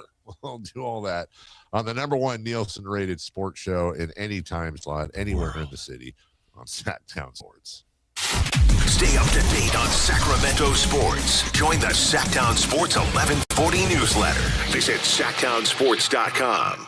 This is the story of the one. As a safety manager at a manufacturing plant, he does everything he can to keep his coworkers safe. From finding ways to reduce risks to keeping safety supplies in stock. And for that, he relies on Grainger. Grainger offers a broad range of quality products and next-day delivery, so he can always play it safe. Call 1-800-GRAINGER, click Grainger.com, or just stop by. Grainger, for the ones who get it done. When a person is seriously injured, there's no substitute for the personal legal relationship offered by the local NorCal firm of Ashton and Price. From the first attorney meeting, every important decision is made with a direct consultation with, and I can't believe I have to say this, a real, live, experienced, flesh and blood local attorney. It's called Home Court Advantage for a reason. Ashton and Price, serious local attorneys for serious people with serious injuries with no fee until we win. For the best local advice, don't think twice. Call Ashton and Price. Golf to Go is brought to you by the Hagen Oaks Golf Super Shop. Here's Frank LaRosa. Augusta National's 11th, 12th, and 13th holes are called Amen Corner, attributed as writer Herbert Warren Wind christened it such in describing the way Arnold Palmer had played those holes in a somewhat miraculous manner. Heavy rains in 1958 prompted a local rule allowing a lift and drop for an embedded ball. When Palmer hit his ball over the 12th green and the ball embedded, the official and Palmer agreed that the ball should be played as it lay, but that Palmer could play a second ball, which he dropped. He holed out for a 5 with the first ball and a 3 with the second. When he was playing 15, he was told his drop at 12 was proper, leading to his first Masters victory. Wynn's inspiration for Amen Corner came from a jazz record titled Shouting in Amen Corner. The center of the Bible manufacturing in the 1900s was in Lower New York City, which became a popular spot for sidewalk preachers to preach old-time religion. The many amen shouts heard each day led to the term Amen Corner. That's your Golf to Go. I'm Frank LaRosa.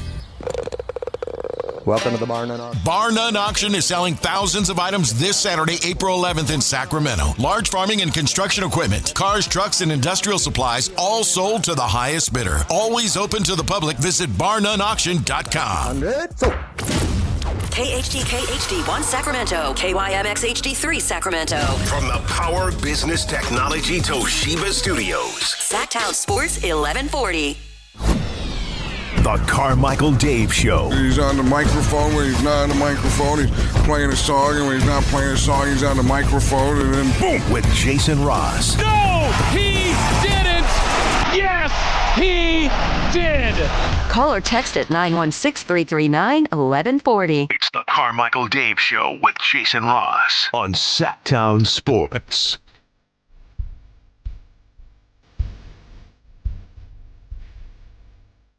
Yep.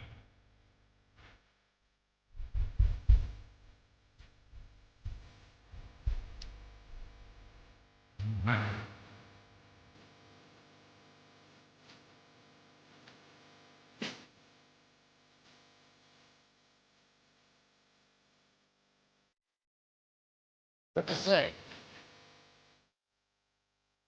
Oh, I my don't care, goodness. Bobby. What? Dave, do you have access to the text line?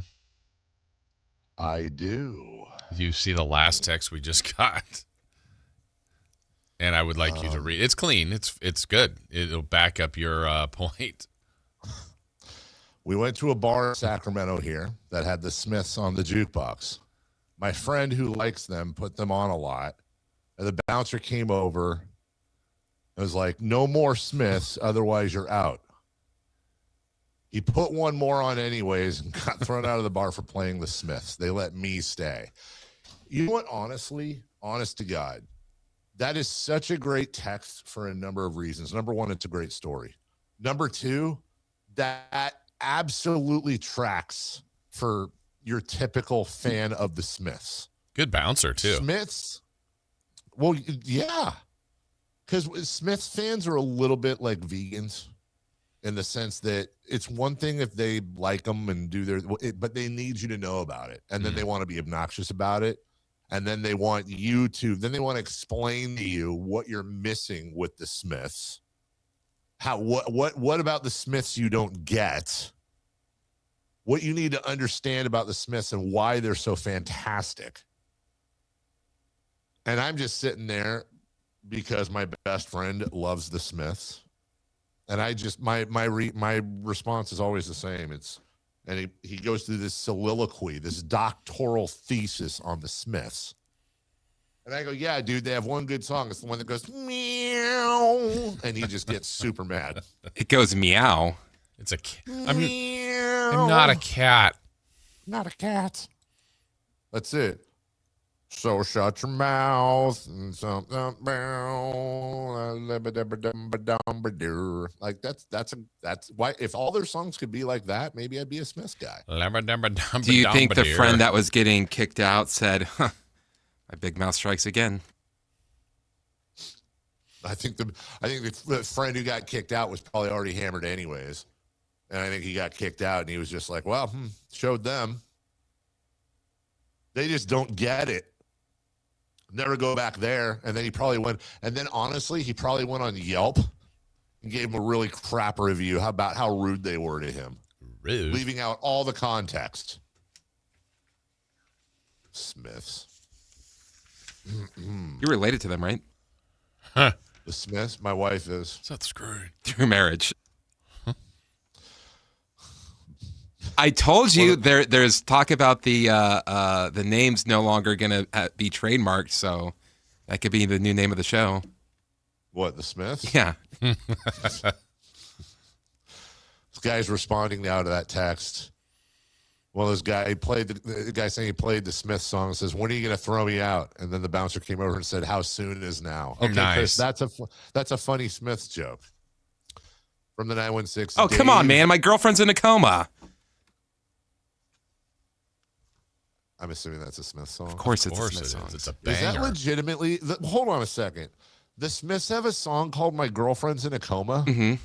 Well, that sounds like a foot tapper. It's actually kind of funny. It's hilarious. Oh, is it funny? It's a ballad. Do they have like "My Dog Got Run Over" by a reindeer? Yeah. It ain't my homework. Such Smiths hits is "My cat has cancer." "My dog got run over." "My girlfriend's in a coma." "I'm hungry." But there is Why no won't food. you talk to me? Right? "I'm hungry," and then in parentheses, "but there's no food." Why the restraining order? Do they know it's Christmas? God, I hate them so much. That's fine. You know what? I don't want to yuck anyone's yum. If you're into the Smiths or Morrissey, that's fine. It works for you. Yeah. If you're into Morrissey still, you're kind of a bad person. How can you be a bad person if you're into Morrissey, but you're not the same bad person if you're into the Smiths? Because that was his later stuff, and Morrissey now is kind of he's a really bad person. Yeah, all right. You know who loves them? I'm gonna guess. Does he have does his initials stand for Junior Ridgeman? Yeah, JR. Hey. What's up, pussycat? Whoa. Whoa. One time, my friend played that 7 times in a diner, and no one knows where the song ends and the new one begins. Is it Tom's Diner? Now, you guys ever heard that routine? You never heard that routine? The guy that played, he used to be on I Saturday think Night it's John Live. Mulaney that said it. Yes. Oh, you guys got to watch that. It's pretty damn funny. Yeah, but let's talk about, hey, what's up, dude? I love your new shoes there in Huddersfield, brother. With the stripes. Yeah, Those are sweet. That's a good merch for your program. Yeah. Is it? Hey, no, it's Hey Dude. Hey Dude. Hey, dude. I like What's Up, Dude. What's up? I like What's Up, Dude, too. That'd be What's up, longer. dude? Hold on. JR, No, real quick. Yes, JR, real yes, quick. sir. Hold on. I'm looking at the Smiths greatest hits on Spotify. Jason, I'm gonna give you some song. This would actually be a really good game if I had more time. Like, is this really a Smith song or am I making it up? Okay. All right. Okay. This charming man, real or fake? Real. That was our intro song for Max Muncy.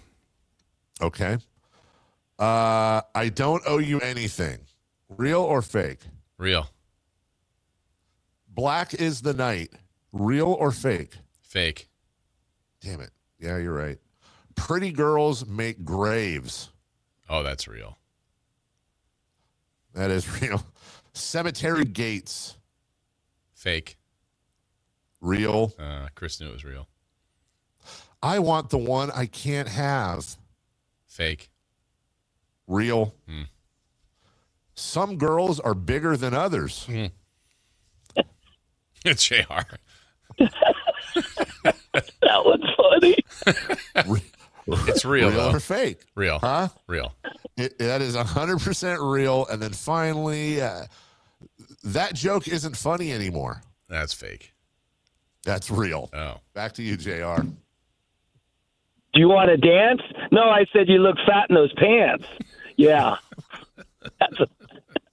This caller committed suicide. Bye-bye. Okay, bye. Why does he always do the bad thing? Well, he started very strong. Oh, my God. That scared me. I could tell. That whole other room in there jumped up. I think we need a quick palate cleanser, Dave, because right now you can win a pair of tickets. I'm saying, Dave, you can if you call Please in. don't say to the Smiths.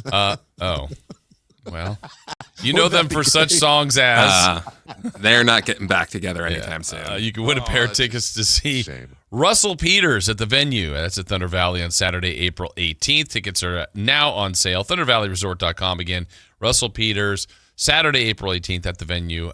Dave, what caller number should they be?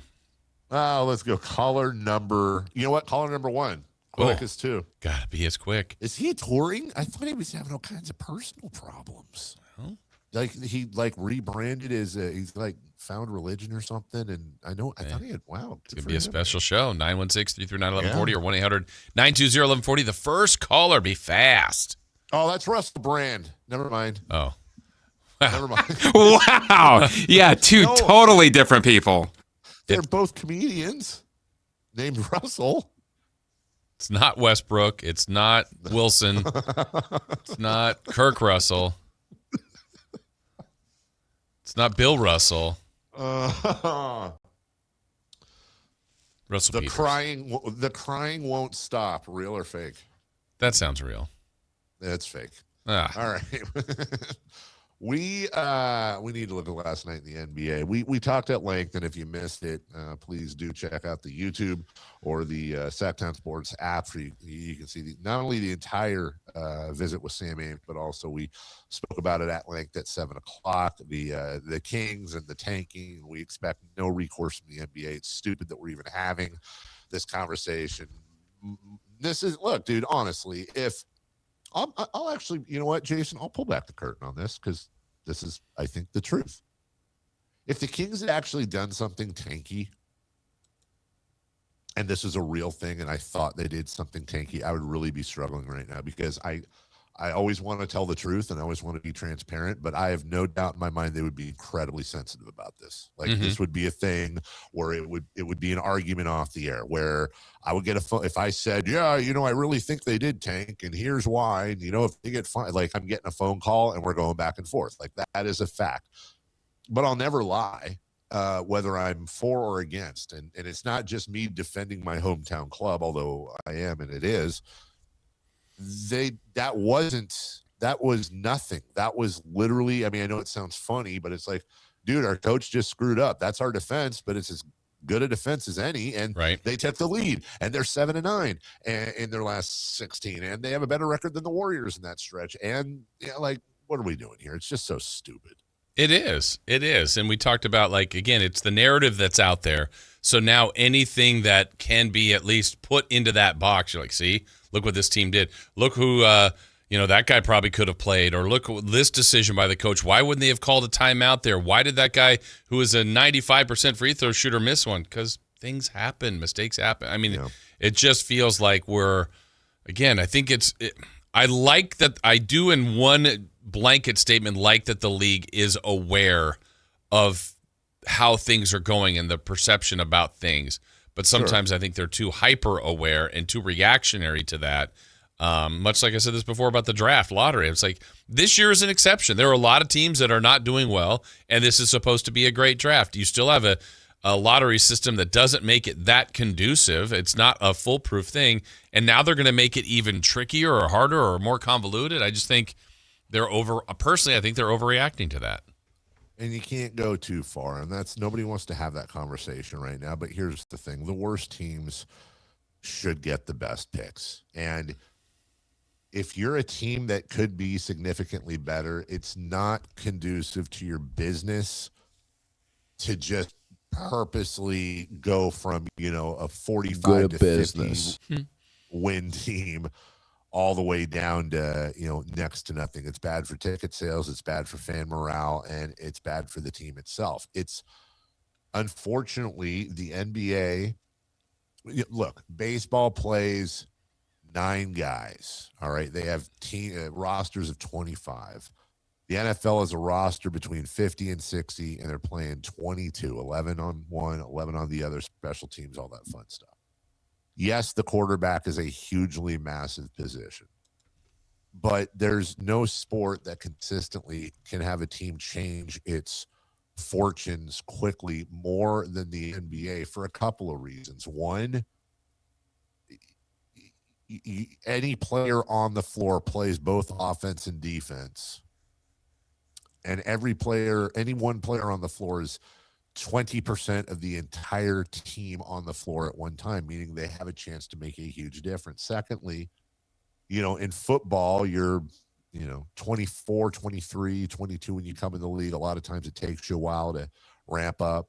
In baseball, probably the most common age is 25 to come into the league. In basketball, if you're damn good and you're coming in at 19 or 20, which if you're damn good, you're coming in at 19 or 20 usually, or 18. This team has you under control for 5, 6, 7 years on a rookie scale, plus extensions, plus options.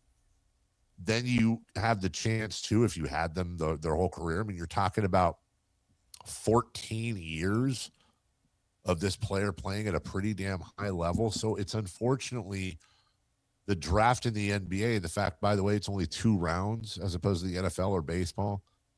It's a lot more important, Jason. I just don't know how you completely solve that. And maybe they just need to push back from the table and be like, dude, it is what it is. And if you want to throw your whole team off to do this crap, have fun with it and do your deal. Yeah. I think the other part of it too, that I think there's been a lot of creative ideas. We had the lower beer prices, lower ticket price. Like some sort of punishment for these teams that don't make it. But inherently there still is a punishment. The Kings games aren't, every ticket's not sold. There's still a great fan base. There's still a lot of people there, but that hits them a little bit. The public perception, it's not fun to be, when they were dead last and still here, they're going to be either 4th or 5th worst record. It's not fun to go through that. Everybody would rather be in the top. It's more, we know what it's like just a couple years ago, that year when we were actually getting talked about by the national media in a way that's like, they're talking about they like the beam. They think this is cool. Look at this is a little darlings of the league on the cover of SI all those years ago. Like these are things every fan base would enjoy. So when you're having it on the opposite end, ticket sales are going to be harder for next year, all that kind of stuff. So there already is a little bit of a punishment, and the fact that if you have one of those years and you're near the bottom, and no matter where you pick, it's not the end all be all. Sometimes it works beautifully. Other times, it's year 6 in the lottery again because you're just still kind of working your way through. So it's not a foolproof thing.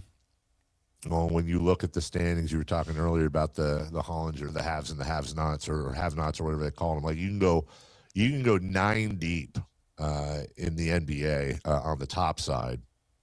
Houston has won 7 in a row. That's 9. Number 8, the Lakers have lost 3 in a row, but there's a reason for that. There's a reason for that. And they've still won 6 of their last 10.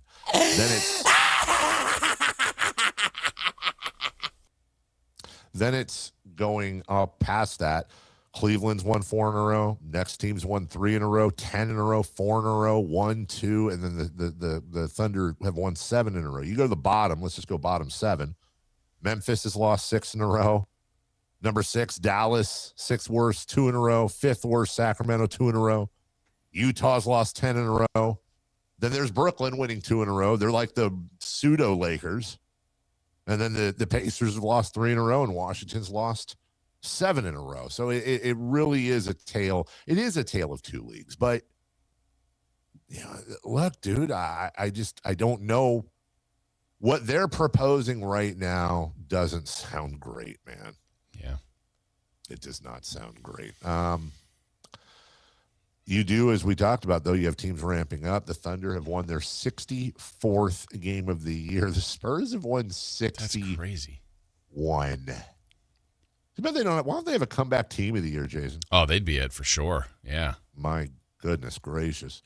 The Pistons are going to win. They've won 58. And then you got the Nuggets, as Chris mentioned earlier, winning 10 in a row. Now we're going to get into what's on deck, and there's going to be some stuff going on here soon that could very much affect the Sacramento Kings. But you saw a CBS article, and I thought it was quite interesting when I read what you wrote. Yeah, so they talked about, look, there's 10 teams right now that aren't in the playoffs, the 10 that have been eliminated, and a couple that get knocked out of the play-in will join them. But they basically counted the 10 teams that are out. And the purpose of the article was ranking the 2026 non-NBA playoff teams most likely to make the postseason next year. So the Kings are one of the 10, and I thought, all right, where are they going to be on that list? They don't have the worst record, but we know they've got some things going against them. Found it interesting, though, that according to this author of the article from CBSSports.com, they put the Kings as the 10th most likely, so dead last of those 10. Interesting. Here's the quick write-up. It's really brief. We really just going to go off history here, right? In the past 20 years, the Kings have been to the playoffs once. That's a 95% miss rate, and that includes seasons where they were seemingly trying to win. It seems unlikely that Sacramento will make any genuine attempt at competing next season. The goal will likely to be shed salary and older players. The Kings are already over next year's projected luxury tax before even factoring in their very high first-round pick and filling out their roster. DeMar DeRozan is a partial guarantee. Domantas Sabonis was available on the trade market at the deadline and likely will be again. The Kings are moving into a rebuild, or maybe they never left the rebuild that they started 2 decades ago. Either way, it feels safe to assume they will not be a playoff team. So they got the last choice. Who do you think of the non-playoff teams this year do you think they said was the best chance of making it? Indiana. Yeah. Indiana won. I was surprised they put Utah, too. I mean, Utah is one of those teams that they are adding things, and they had a good trade deadline, but, I mean, they have been out of the playoffs for a while here, and they're near the bottom, but maybe just healthy and playing their guys. They put Dallas 3. The Wizards 4 will have Trae Young and Anthony Davis and another high pick. Anyway, Bucks, Pelicans, Nets, Memphis, and then Bulls and Kings. I think it's going to be interesting with Indiana with Utah. To your point, I'm just looking at their, Ace Bailey will be 20. Mm-hmm. You have Keontae George, 22. Jaren Jackson Jr., Walker Kessler, Lauri Markkanen, Yusef Nurkic. You got to think they'll probably move one of those for a wing style player. I do think Utah's not going to have a Spurs-like jump, don't get me wrong, but I do think they will be better. I guess the main issue I have, it's not that I don't believe I would bet my house the Kings won't make the playoffs next year. Mm-hmm. I have no problems with them saying that, but I could make a case for every team being more likely than the Kings to make the playoffs. I guess the two that kind of I wonder about are Brooklyn and Washington. Mm-hmm. Is it maybe their Eastern Conference and the road is because they're look, let's be honest, Kings have more talent than both of those teams easily right now. It doesn't fit, but I don't know where the high is on those two teams, at least higher than Sacramento. Yeah, and going into the year, Washington, I could see them making a case for, if Anthony Davis, if Trae Young are healthy and their guys coming back off of, the younger guys that they played this year, they got some reps, and then certainly their lottery pick.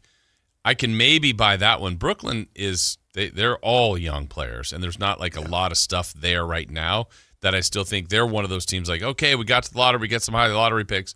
I feel like they're going to be there for a little while.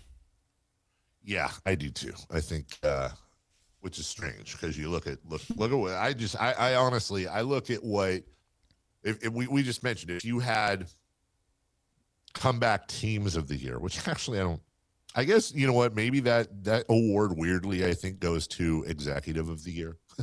that might be the comeback team of the year award in disguise. Although I do think they should conference it out a little bit. If I was to let's say for each conference, Jason, they gave an Eastern and a Western conference comeback team of the year. We know San Antonio would be that for the Western Conference, but let me throw this at you. Do you go with 58-22 number 1 seed Detroit, which I think would be the obvious choice, or do you go with 45-35 Atlanta? I still go Detroit. I think you're right, especially considering.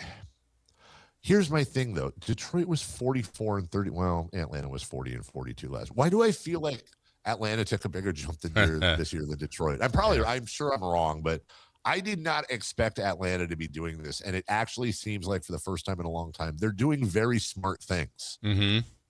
Yeah, they are. They are. I mean, I think even the Porzingis deal, certainly the Trae Young deal, how they've drafted, the development of guys like their own the drafts, Jalen Johnson. Yeah, it feels like it's going in the right direction for a change after, I would say, a couple of years, like you said, of just doing things wrong, missteps, however we want to phrase it. Yeah. What's on Deck brought to you by Trex Decking and Railing. And also we'll get to crosstalk with Matt and Kayla, the segment after last half hour of the program next. Sports 1140 newsletter right to your email. Get your latest on the Sacramento Kings, athletics, and Republic FC with the Sactown Sports 1140 newsletter. Visit SactownSports.com to join. It's no secret, the world feels unpredictable lately. And one thing will never change, Hoblet's mission to nuke high prices. Right now, and only at Hoblet Dodge Chrysler Jeep Ram in Woodland, you can get 4.99% financing for up to 84 months on all new vehicles in stock, and keep every factory rebate you qualify for when you finance with Hoblet's preferred lender. That's 4.99% financing, and you keep all the factory rebates you qualify for. Not one or the other like the other dealers are offering, and this can't last long, so shop now at HobletDodge.com. Search, select, and save through our whole inventory at HobletDodge.com. Unbeatable prices, unbeatable selection, and now, unbeatable interest rates. Nobody beats Hoblet, period. 4.99% APR available on select new vehicles in stock while supplies last. Pricing and savings may vary based on model and trim. Financing on approved credit through Hoblet Preferred Lender. For well-qualified buyers, $60,000 max finance, approximately $14.14 per thousand borrowed. Residency restrictions and lender membership requirements may apply. See dealer for details. Meet iPhone 17e. A whole lot for a lot less. With an almighty, all-powerful A19 chip. And Ceramic Shield 2, built to survive this. And this.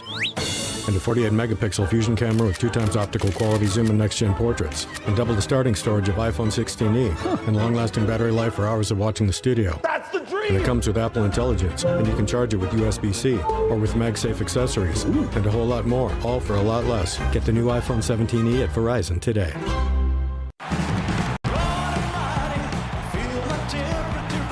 For the first time ever, the lost footage of Elvis has been recovered. From director Baz Luhrmann, epic Elvis Presley in concert is being hailed as one of the most thrilling musical films of this era. Experience the indescribable magic at home. You light my morning sky.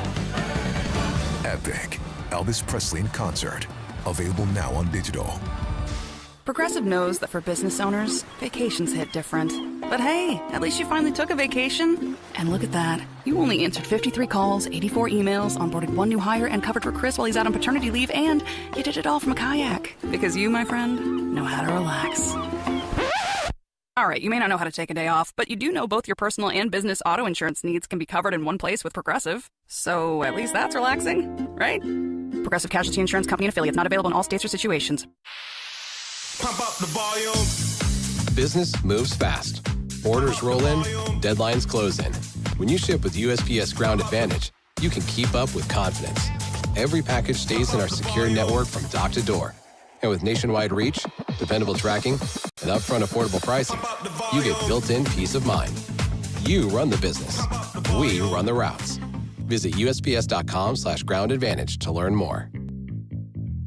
Welcome to the Bar None Auction. Bar None Auction is selling thousands of items this Saturday, April 11th in Sacramento. Large farming and construction equipment, cars, trucks, and industrial supplies, all sold to the highest bidder. Always open to the public. Visit barnoneauction.com. Ladies and gentlemen, This is gonna be fun. Yeah! It's time for What's on Deck. Brought to you by Trex Decking and Railing. All right, what's on deck? You heard the man. Brought to you by Trex Decking and Railing. The Yankees, of course, Jason Ross, with our friend Max Muncy. Yes. I like to think of it as he's making a special appearance for the A's versus the Yankees when he has a radio appearance earlier in the day, not the other way around. Yeah. He's just cruising sense? around the town after being on the radio, and he's like, you know what? I'm going to go to the game, and I'm going to play. You know what? I'm going to play. I'm going to take time out of my busy radio guesting career, and I'm going to get in it bad. I'm going to take time away from my video diver Dave game. What is it? Dave the Diver. Yes. Dave the Diver. How could you forget that? I play the game because it's the same name as me. That's exactly why I picked it. 100%. Hey, Chris. Dave can you do that? Was that Dave? Yeah. Can you do that voice again? Oh, I just played a recording of it. Oh, okay. But then, you must have a recording of me asking Max Muncy to get a hit.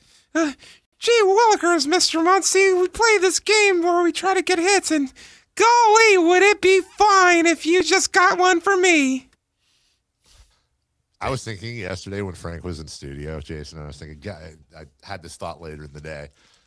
And I was like, how cool would it be to have Frank as like another person on the show? Like if it was like the four of us, right? Because Frank's got his own things, but like if you could just have somebody there that could instantly do voices and be a fake guest or whatever, what a great thing to pull out, an arrow to pull out of your quiver. And then it just occurred to me, we kind of have our own Frank Caliendo. We do.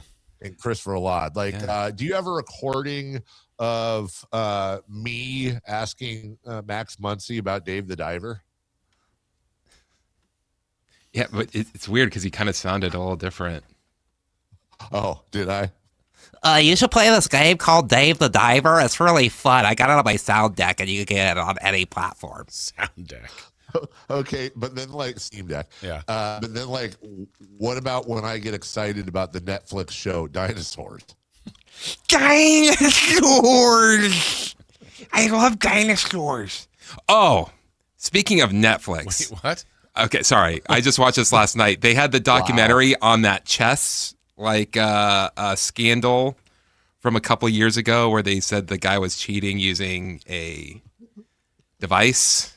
Chris, I like documentaries. No. Do you remember? Wasn't the device connected to the? Yeah, you remember that, Dave? That's right.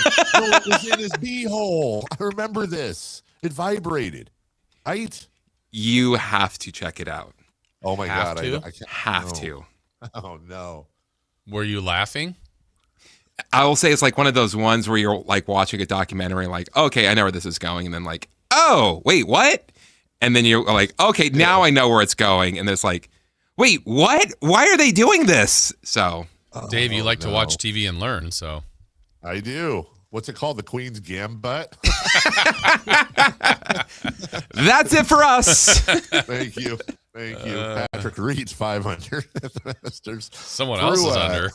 Pello, he is has a bogey-free round going. Jason Ross, he has parred every hole but three. Jason, and he's eagled 2 par 5s. Yeah, he has gone birdie, eagle on 2, and then eagle on 8. He is in at 31. Or wait, is it out? He's out at 31, coming back in on the not back 9, the second 9. Come back, Patrick. Come back. 4 under through 9 as well. I wonder if they're the same. We're the Masters. We have different names for everything to make it really confusing. You know what, Jason? Chris is never getting admitted to Augusta. No. Based on what he's already off the list. Wait, he was your caddy earlier in the show. No, you made him my caddy. And, Akshay Bhatia is tied for 32. Who's your caddy? Me. What's surprising about that is there were people thinking that maybe there's a little bit of golf controversy going on, thinking that maybe Akshay Bhatia was going to get penalized as soon as he pulled his putter out, because a lot of people say he anchors his putter on the green, Jason Ross. Anchors away. Okay. That's illegal. Yeah. Bryson DeChambeau is even par through 8. Rory McIlroy even par through 7. And let's see who's blowing up here. Our guy Pot Gator is 10 over. That's not going to work. Vijay Singh is 5 over, former champion. Bubba Watson as well, former champ, 5 over, both of them through 11. Keegan Bradley 4 under. Victor Hovland 3 over through just 6. And our guy Jose Maria Olazabal made it all the way to 14. He was under par. He bogeyed 14, doubled 15, bogeyed 16, and now he's going into 17 and 18, and he's +2, Jason. So here's another Masters question for you that I know you like these. Yes. I'm not going to ask you what you think you would score, but let's say how many at the conditions that they play. So whatever it is this week, Thursday, Friday, Saturday, Sunday. Oh, we'll do it that way. If you played 4 rounds of the Masters, yeah, do you think you could get a par? Playing from Masters tips and all that? Mm-hmm. Yes. Ooh, I do. Okay. No, I do. On a par 3? Yeah, 100%. I have no chance of parring a par 4 or a par 5, but I feel like with I would have 16 chances. I think. I mean, honestly, the over-under on me getting a par over 4 rounds, I think is the over-under on how many pars I would get over 4 rounds at the Masters would be 1/2. Yeah. It's either 0 or 1. Well, and the funny thing about it, the way I feel about that too, because I kind of feel the same way, is I'll speak for myself. Like, so I'm looking at the par 3s. It's 4, it's 6. I know it's 16 for sure, and 12. Okay, and 12. I don't think it would matter that, I played that yesterday. I don't think I would learn.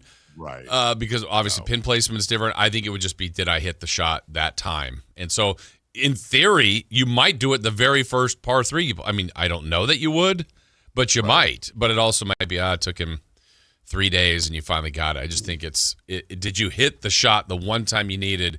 And then could you get your putt to be close enough for a tap in, basically?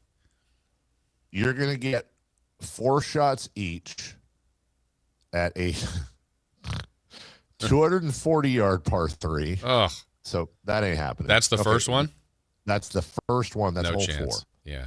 Yeah. Hole 6 is a 180-yard par 3. Okay. I mean, still long. 12 is 155. Okay. What's 16? 170. Oh, man, that always looks... By the way, closer. 145 for members tees. Yeah, it'd have to be certainly not the first one, because, I mean, that's driver, and then is it... Yeah, I mean, come on. How about this, Jason? The difference between... so from the Masters tees, there are 1, 2, 3, 4, 5 holes that are 500 yards or more, and there's a 495 in there. Let's just call that 6. From the members tees, the non-Masters tees, if you're just going there and playing with members, how many holes are above 500 yards, at or above? From the members, just the members? Members. 3. 1. Wow. Yeah, the number 2 is 575 Masters tees, 515 members tees. All right. Tonight's action. Oh gosh. The Heat at the Raptors? Heaters, yes. Yes, the Heaters, sorry. The Birds with a U? Burds. It's the Birds. Who is that, Dave? The Boyds. The Boyds. Why am I blanking? Who even is an Erds? I don't have. Oh, it's the Warriors. Bulls versus Warriors. No. Oh. Okay, Bulls versus. Yes. I keep thinking turds. And I know there's no turds. Just take RDS. That's the last. Yeah, the cards. Why am I tripping on this? You're a wizard, Harry. The Bulls and Wizards. Oh, okay, all right. I think he should have went with Buzzards. Yeah, the Buzzards. Yeah, Buzzards. I'm trying to make it a little more challenging. What's the next one? Pacets. The Pacets. Oh, Indiana at Brooklyn. Yeah. I was like, Pacers, are they playing Nets. the Rockets? Okay. The next one is the Celtics. The Celtics, Ticks. That would be Boston, I believe, at New York. Correct. Okay. The 76ers. Mm-hmm. Is that Philly at Houston? Yes. Okay. And then the Lake Eeyores. Mm-hmm. Oh, that's Los Angeles at Golden State. Correct. First night of a back-to-back. Warriors here tomorrow night. Birds. The bird. This game's for the Birds. Birds. All right, we'll take a break. We'll come back and finish out ye old program with Matt George and Kayla Anderson. We'll do all that right after this. Tomorrow night, Kings and Warriors. Game night with Scott Marsh and the high flyer Henry Turner. Starts at 5:30 with tip-off at 7. Listen to your Sacramento Kings. On the official home of Kings basketball, Sactown Sports 1140. Your business moves fast. Your bank should keep up. At Valley Strong Credit Union, business banking is built for momentum with tools that help you manage cash flow, streamline payments, and fuel growth. Right now, there's never been a better time to switch. Open a new Valley Strong business account and get 3 months of business banking products and services free, up to $750 in value to power your next big move. Because when your business runs stronger, the whole Valley does too. Valley Strong Credit Union. Grow your business, grow your future at valleystrong.com/business. A's fans, the 2026 season is coming fast, and single game tickets are on sale now. Be there for an exciting season packed with theme days, giveaways, and firework nights, including bobbleheads, jerseys, hats, and much more. And getting in is easier than ever. Tickets start at just $8 for select April and May games. From opening day to unforgettable summer nights, there's something for everyone at the ballpark. Get your tickets today at athletics.com/tickets and be part of the excitement this 2026 season. Your Toyota's been through a lot with you. Traffic, rain, potholes, you name it. But it keeps showing up mile after mile. So maybe it's time to give a little back. For a limited time at your local Toyota dealer, get 3 new tires and get the 4th for $1. Because a ride that's always there for you deserves to be taken care of. 3 tires, get the 4th for $1? Go on. Treat your Toyota. Deal ends April 30th. Keep your Toyota a Toyota. Restrictions apply. Toyota and Scion vehicles only. See participating Toyota dealers for details. How was your break? It was great until I stopped for gas. Prices have gone up almost $1 with no end in sight. I might have to start watching how much I drive. That's exactly why I use Upside. I never pay full price for gas with the free Upside app. Upside? Yes, Upside. It's the free app that gives you cash back just for buying the gas you're already buying. So even with the rising gas prices, I'll never have to limit how much I drive. Does that actually add up to anything? Just last year, I made over $200 with the Upside app. Wow, that's serious extra cash. I'm downloading the free Upside app right now. Download the free Upside app to earn cash back on the gas you're already buying. Use promo code THRIVE25 for an extra 25 cents per gallon bonus on your first tank. You can cash out anytime, right to your bank account, or an e-gift card for Amazon and other brands. Just download the free Upside app and use promo code THRIVE25 for a 25 cents per gallon bonus on your first fill-up. That's THRIVE25. Offers vary by user and location. Go to upside.com for terms and conditions. When you take the time to shop at Folsom Lake Honda, there's one thing you'll always find. Happy people ready to serve you. As a family-owned and operated dealership since 2009, customer service is our #1 priority. Our customers love doing business with us, and you will too. Looking to own or lease? During the spring sales event, drive a brand new Accord or Civic. Visit us today at FolsomLakeHonda.com, your one-stop Honda shop. Folsom Lake Honda. Capital Casino is conveniently located in downtown, 411 16th Street, and has been a part of the greater Sacramento area for over 20 years. They offer the best variety of games in the region in a safe and friendly environment. And there's plenty of parking, all well lit and monitored by security. Come have a great meal at the cafe and restaurant inside. Capital Casino has the best food, the best service, and the best action. But please always remember to gamble responsibly. 1-800-GAMBLER. It's time for the news of the day. The latest headlines, the biggest stories, hard-hitting analysis. Yeah, this is none of those things. And now, here's Carmichael Dave and Jason Ross.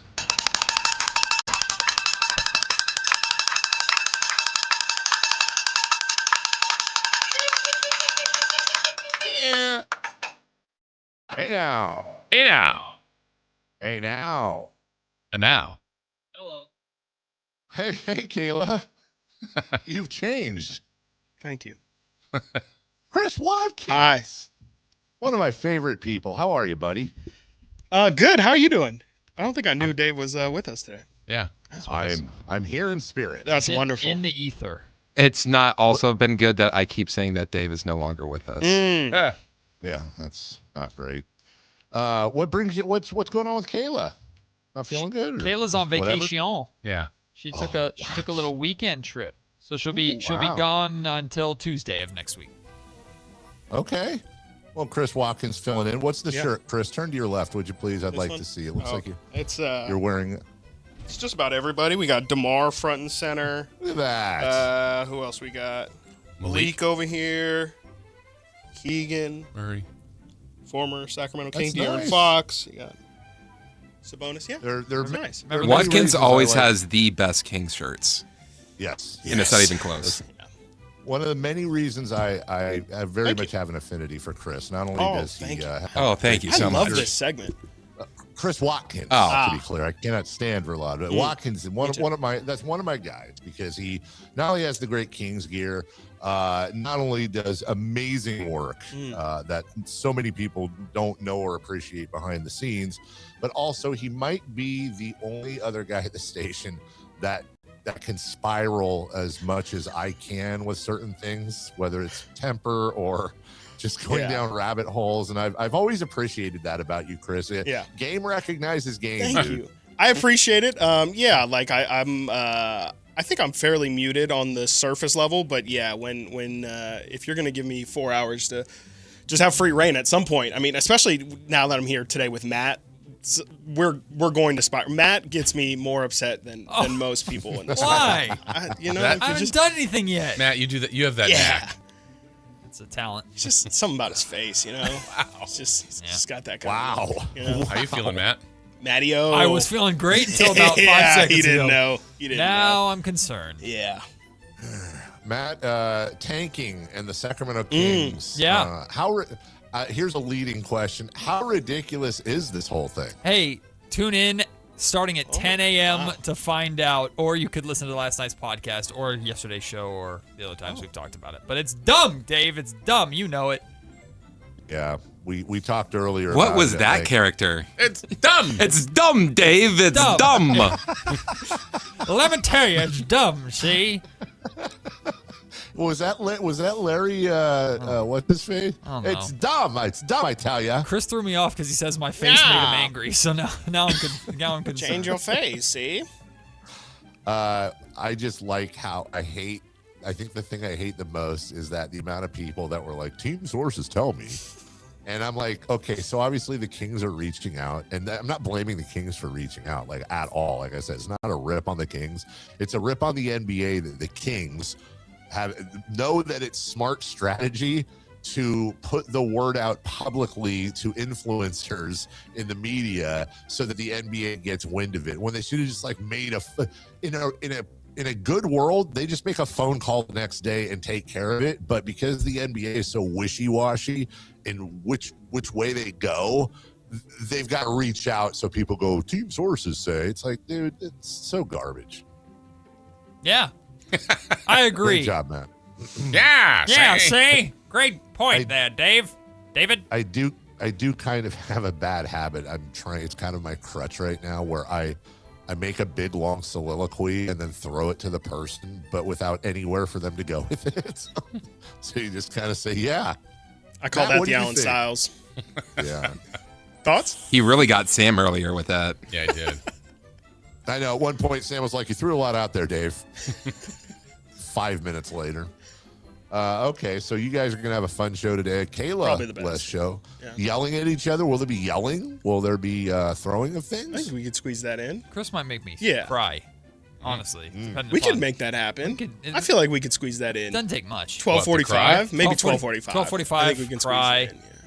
1 o'clock. Matt, which will be more uncomfortable? The most uncomfortable moment of the day today with Chris Watkins or Russ asking if you know him? There's nothing that tops that. Well, this moment mad at you? There's nothing. That's the high point, so we got to get higher than that. We've peaked. You know, the career made. Nothing would top that? I can try. I mean, maybe like if Greg Popovich had done it or something like that. That's a good rabbit hole. What would have topped that? What if Russ had come over and like sat next to you and had that same conversation? That would have been more awkward, right? If he had done like an I'm not mad, I'm disappointed, that would have got me. I would have been shattered. It's like, I'm not mad at you for what you said. I'm just disappointed that this is how you cover the team. I would have been shambles. Okay, you have to choose one of the following options, or like, do you have a dog or a cat? I don't want to use your family. Do you have a dog or a cat? I have a cat. You had a bird Okay, before. or I had your a bird. cat. I had a bird. Or your cat Is the cat the reason why you had a bird? No. Okay, you have to choose one of these, or the cat gets it. All right, so you have to choose No, this you. It ain't gonna be pretty. I love the cat. So here you go. Ain't gonna be pretty, dude. Ain't gonna be pretty. I mean, I'm holding something to this cat's head right now. It's a family show, but let's just say it's gonna be, it's gonna be Muffy all over the place if you don't choose one of these. Well, whatever the cat's name is. Here we go. You have a choice. Muffy. Muffy? The whole thing happens exactly the same, except A, Russ comes over and sits next to you and has the same interaction. Or B, in front of everybody, though, right?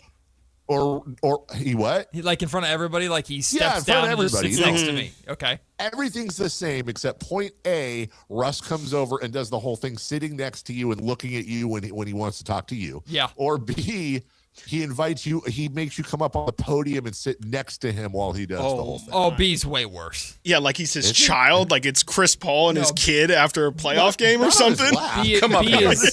B is way worse. It's Riley Curry going up there. So does the cat go, or you experience that? Well, I don't get how the cat was a part of this. And you have to be dressed like LeBron James when he had the shorts. Yeah, in the suit. The suitcase. And you have to have a briefcase, purse. Yeah. This is getting so much worse. He already has the MERS. I want to be clear. Matt's not on his lap. Matt would be sitting next to him. Oh, that's better. Yes. So Glad you take to that. So I would much rather him come down to the media seats than be called up there. Okay. Jeremiah Salmonson had an incident of that kind of, not with Russ, but Doug Christie. He was sitting by himself in the back row on one side of the press conference room. So one side is completely covered with the normal media. The other side was nobody except for Jeremiah Just sitting randomly. in the back. And he wanted to ask a question, and Doug Christie interrupted his question and said, "You have to come up to the front and sit up here if you want to ask me a question." So mid-question, Jeremiah stands up and walks there and sits down and asks Doug a question. But see, he was never seen. He was never seen. Yeah, you guys saw it. Yeah. Was there a cat involved at any point? No, Muffy was fine. Celebrity Birthdays brought to you by Crumble Cookies. And just to be clear, you would choose in the following order, I assume. Choice A, Russ sits next to you. Choice B, you go up on the podium with Russ. Or choice C, Muffy's brains are on the wall. Like, honestly, those three choices. I'm just trying to be graphic so we understand. I'd like to take choice D and this conversation. All right. Well, so basically, you don't want to answer it. I feel bad for your cat. Celebrity Birthdays brought to you by Crumble Cookies. Jason Ross. On this date, April 9th, in what year did the television show Parks and Rec debut? Chris? I should be able to get this. All right, so you guys can follow his lead, or... I'll go first. I'm going to say 2009. You going to agree with him or disagree with him? Okay, well, now he put me in a different decade, so I have to follow his lead. I'll do 2008. No, 2010. I was going to go 2008. 2011. So we have four different answers, but there's one correct, and it goes to Chris for Laud, 2009, Parks and Rec. What is he doing? Don't clap. Don't clap. Sorry. Muffy's going to get it. Don't clap. Wait, what is your cat's name, Matt? We call him Kitten. We call him Kitten because the name that he was I think you don't have to explain why you call him Kitten. No, hey, by the way, Matt, where were you Monday? Being a bad parent. Or a good one. What happened? Apparently, the Roseville public school system also gives Monday after Easter off, and I was not aware. So I drove my son to school, and there was nobody there. So Why didn't you bring him into work? Because he's 4, and he would have destroyed this place. Call it the Dave. He rides an ATV. Brian's already mad at us. Brian would have been really mad at us if my son had destroyed things in this studio. He's mad at us? I mean, he's just mad at us in general. We just break things. We do. Celebrity birthdays. Happy birthday, Muffy. Kitten. What's the cat's real name? Last one. His name is Midnight, but we hate the name because because we adopted the cat from. You should have just stuck with Muffy. We adopted the cat from my sister-in-law, and we didn't want to change the name, so I just call him Kitten. You could have called him Mitty. Mitty? Yeah. Call him anything. Midnight. Nighty. Midnight the cat. He's a black cat. God. Driving cat. What? He's a black cat. Okay. Celebrity birthday. What is happening here? I don't know. Happy birthday, Lil John. Wayne. Bean. Romeo. Lil Nas X. Oh. Oh, he's 25. I was gonna say. Dave is a big Lil Nas X fan. Yeah. I am actually a big Lil Nas X fan. 24. 22. Dave's got this right. 25. Dave and Chris are Verlato the closest. He's 27. Wow. Oh, It's getting he's old. more like medium Nas X. Thank you, Matt. You shall not pass. For you, Muffy. Happy birthday. I can't say that on air. Dennis Quaid. Which is he the nutty one? He played Ronald Reagan. Oh, I don't know if Dave's heard my famous Ronald Reagan. Oh, yeah. impression. Chris has a. You ask Dave the way you phrased it to me, Chris. So my impression is Ronald Reagan saying we're the best place to make a wishes. And Dave, you have to ask him as the president that question. Mr. President, Carmichael Dave Bonneville, I would like to know, where is the best place to, in fact, make a wish? Well, I hope. See what he God, did there. I hope. That's pretty Why good. does bad That's pretty things in the world happen to people that aren't Chris?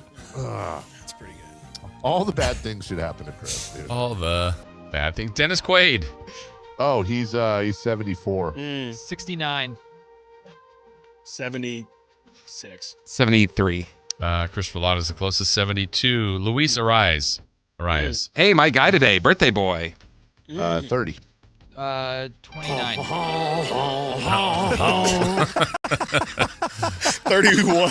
He's 28. We have a correct answer, and it goes to Matt George, 29. Sadiq Bey. Bey. He's 32. Hey. Oh, I've been there. Sadiq Bey, like Half Moon, sorry, is 31. 28. He's nowhere near Mount Baymore, is he? 29. Chris Watkins is the closest, 27. Mount Baymore. Area. Jason. Watch. Different spot. Yeah. Granite. Tampa. Green. Not green. From the Batman movies. Bane. What's wrong with calling your cat Kitten? That's more like that's something you call your wife, dude. I don't know. I'm stuck on Midnight. Jason called his dog Big Puppy. Yeah. Big Puppy. I like that. I was also Big 4. Puppy? You were 4? Big Puppy was like Big Puppy was the guy that like beat me up when I was a kid. He was the neighborhood bully. Don't mess with Big Puppy. It's not a bad rap name. Or an Big adult Pup. film star. Oh, come on. Yeah, one of the two. I have to do that. Midnight the Cat. Big Pup. Maddie and Big Big Pup Pup. coming up next. Big Pup. Big Pup. All right.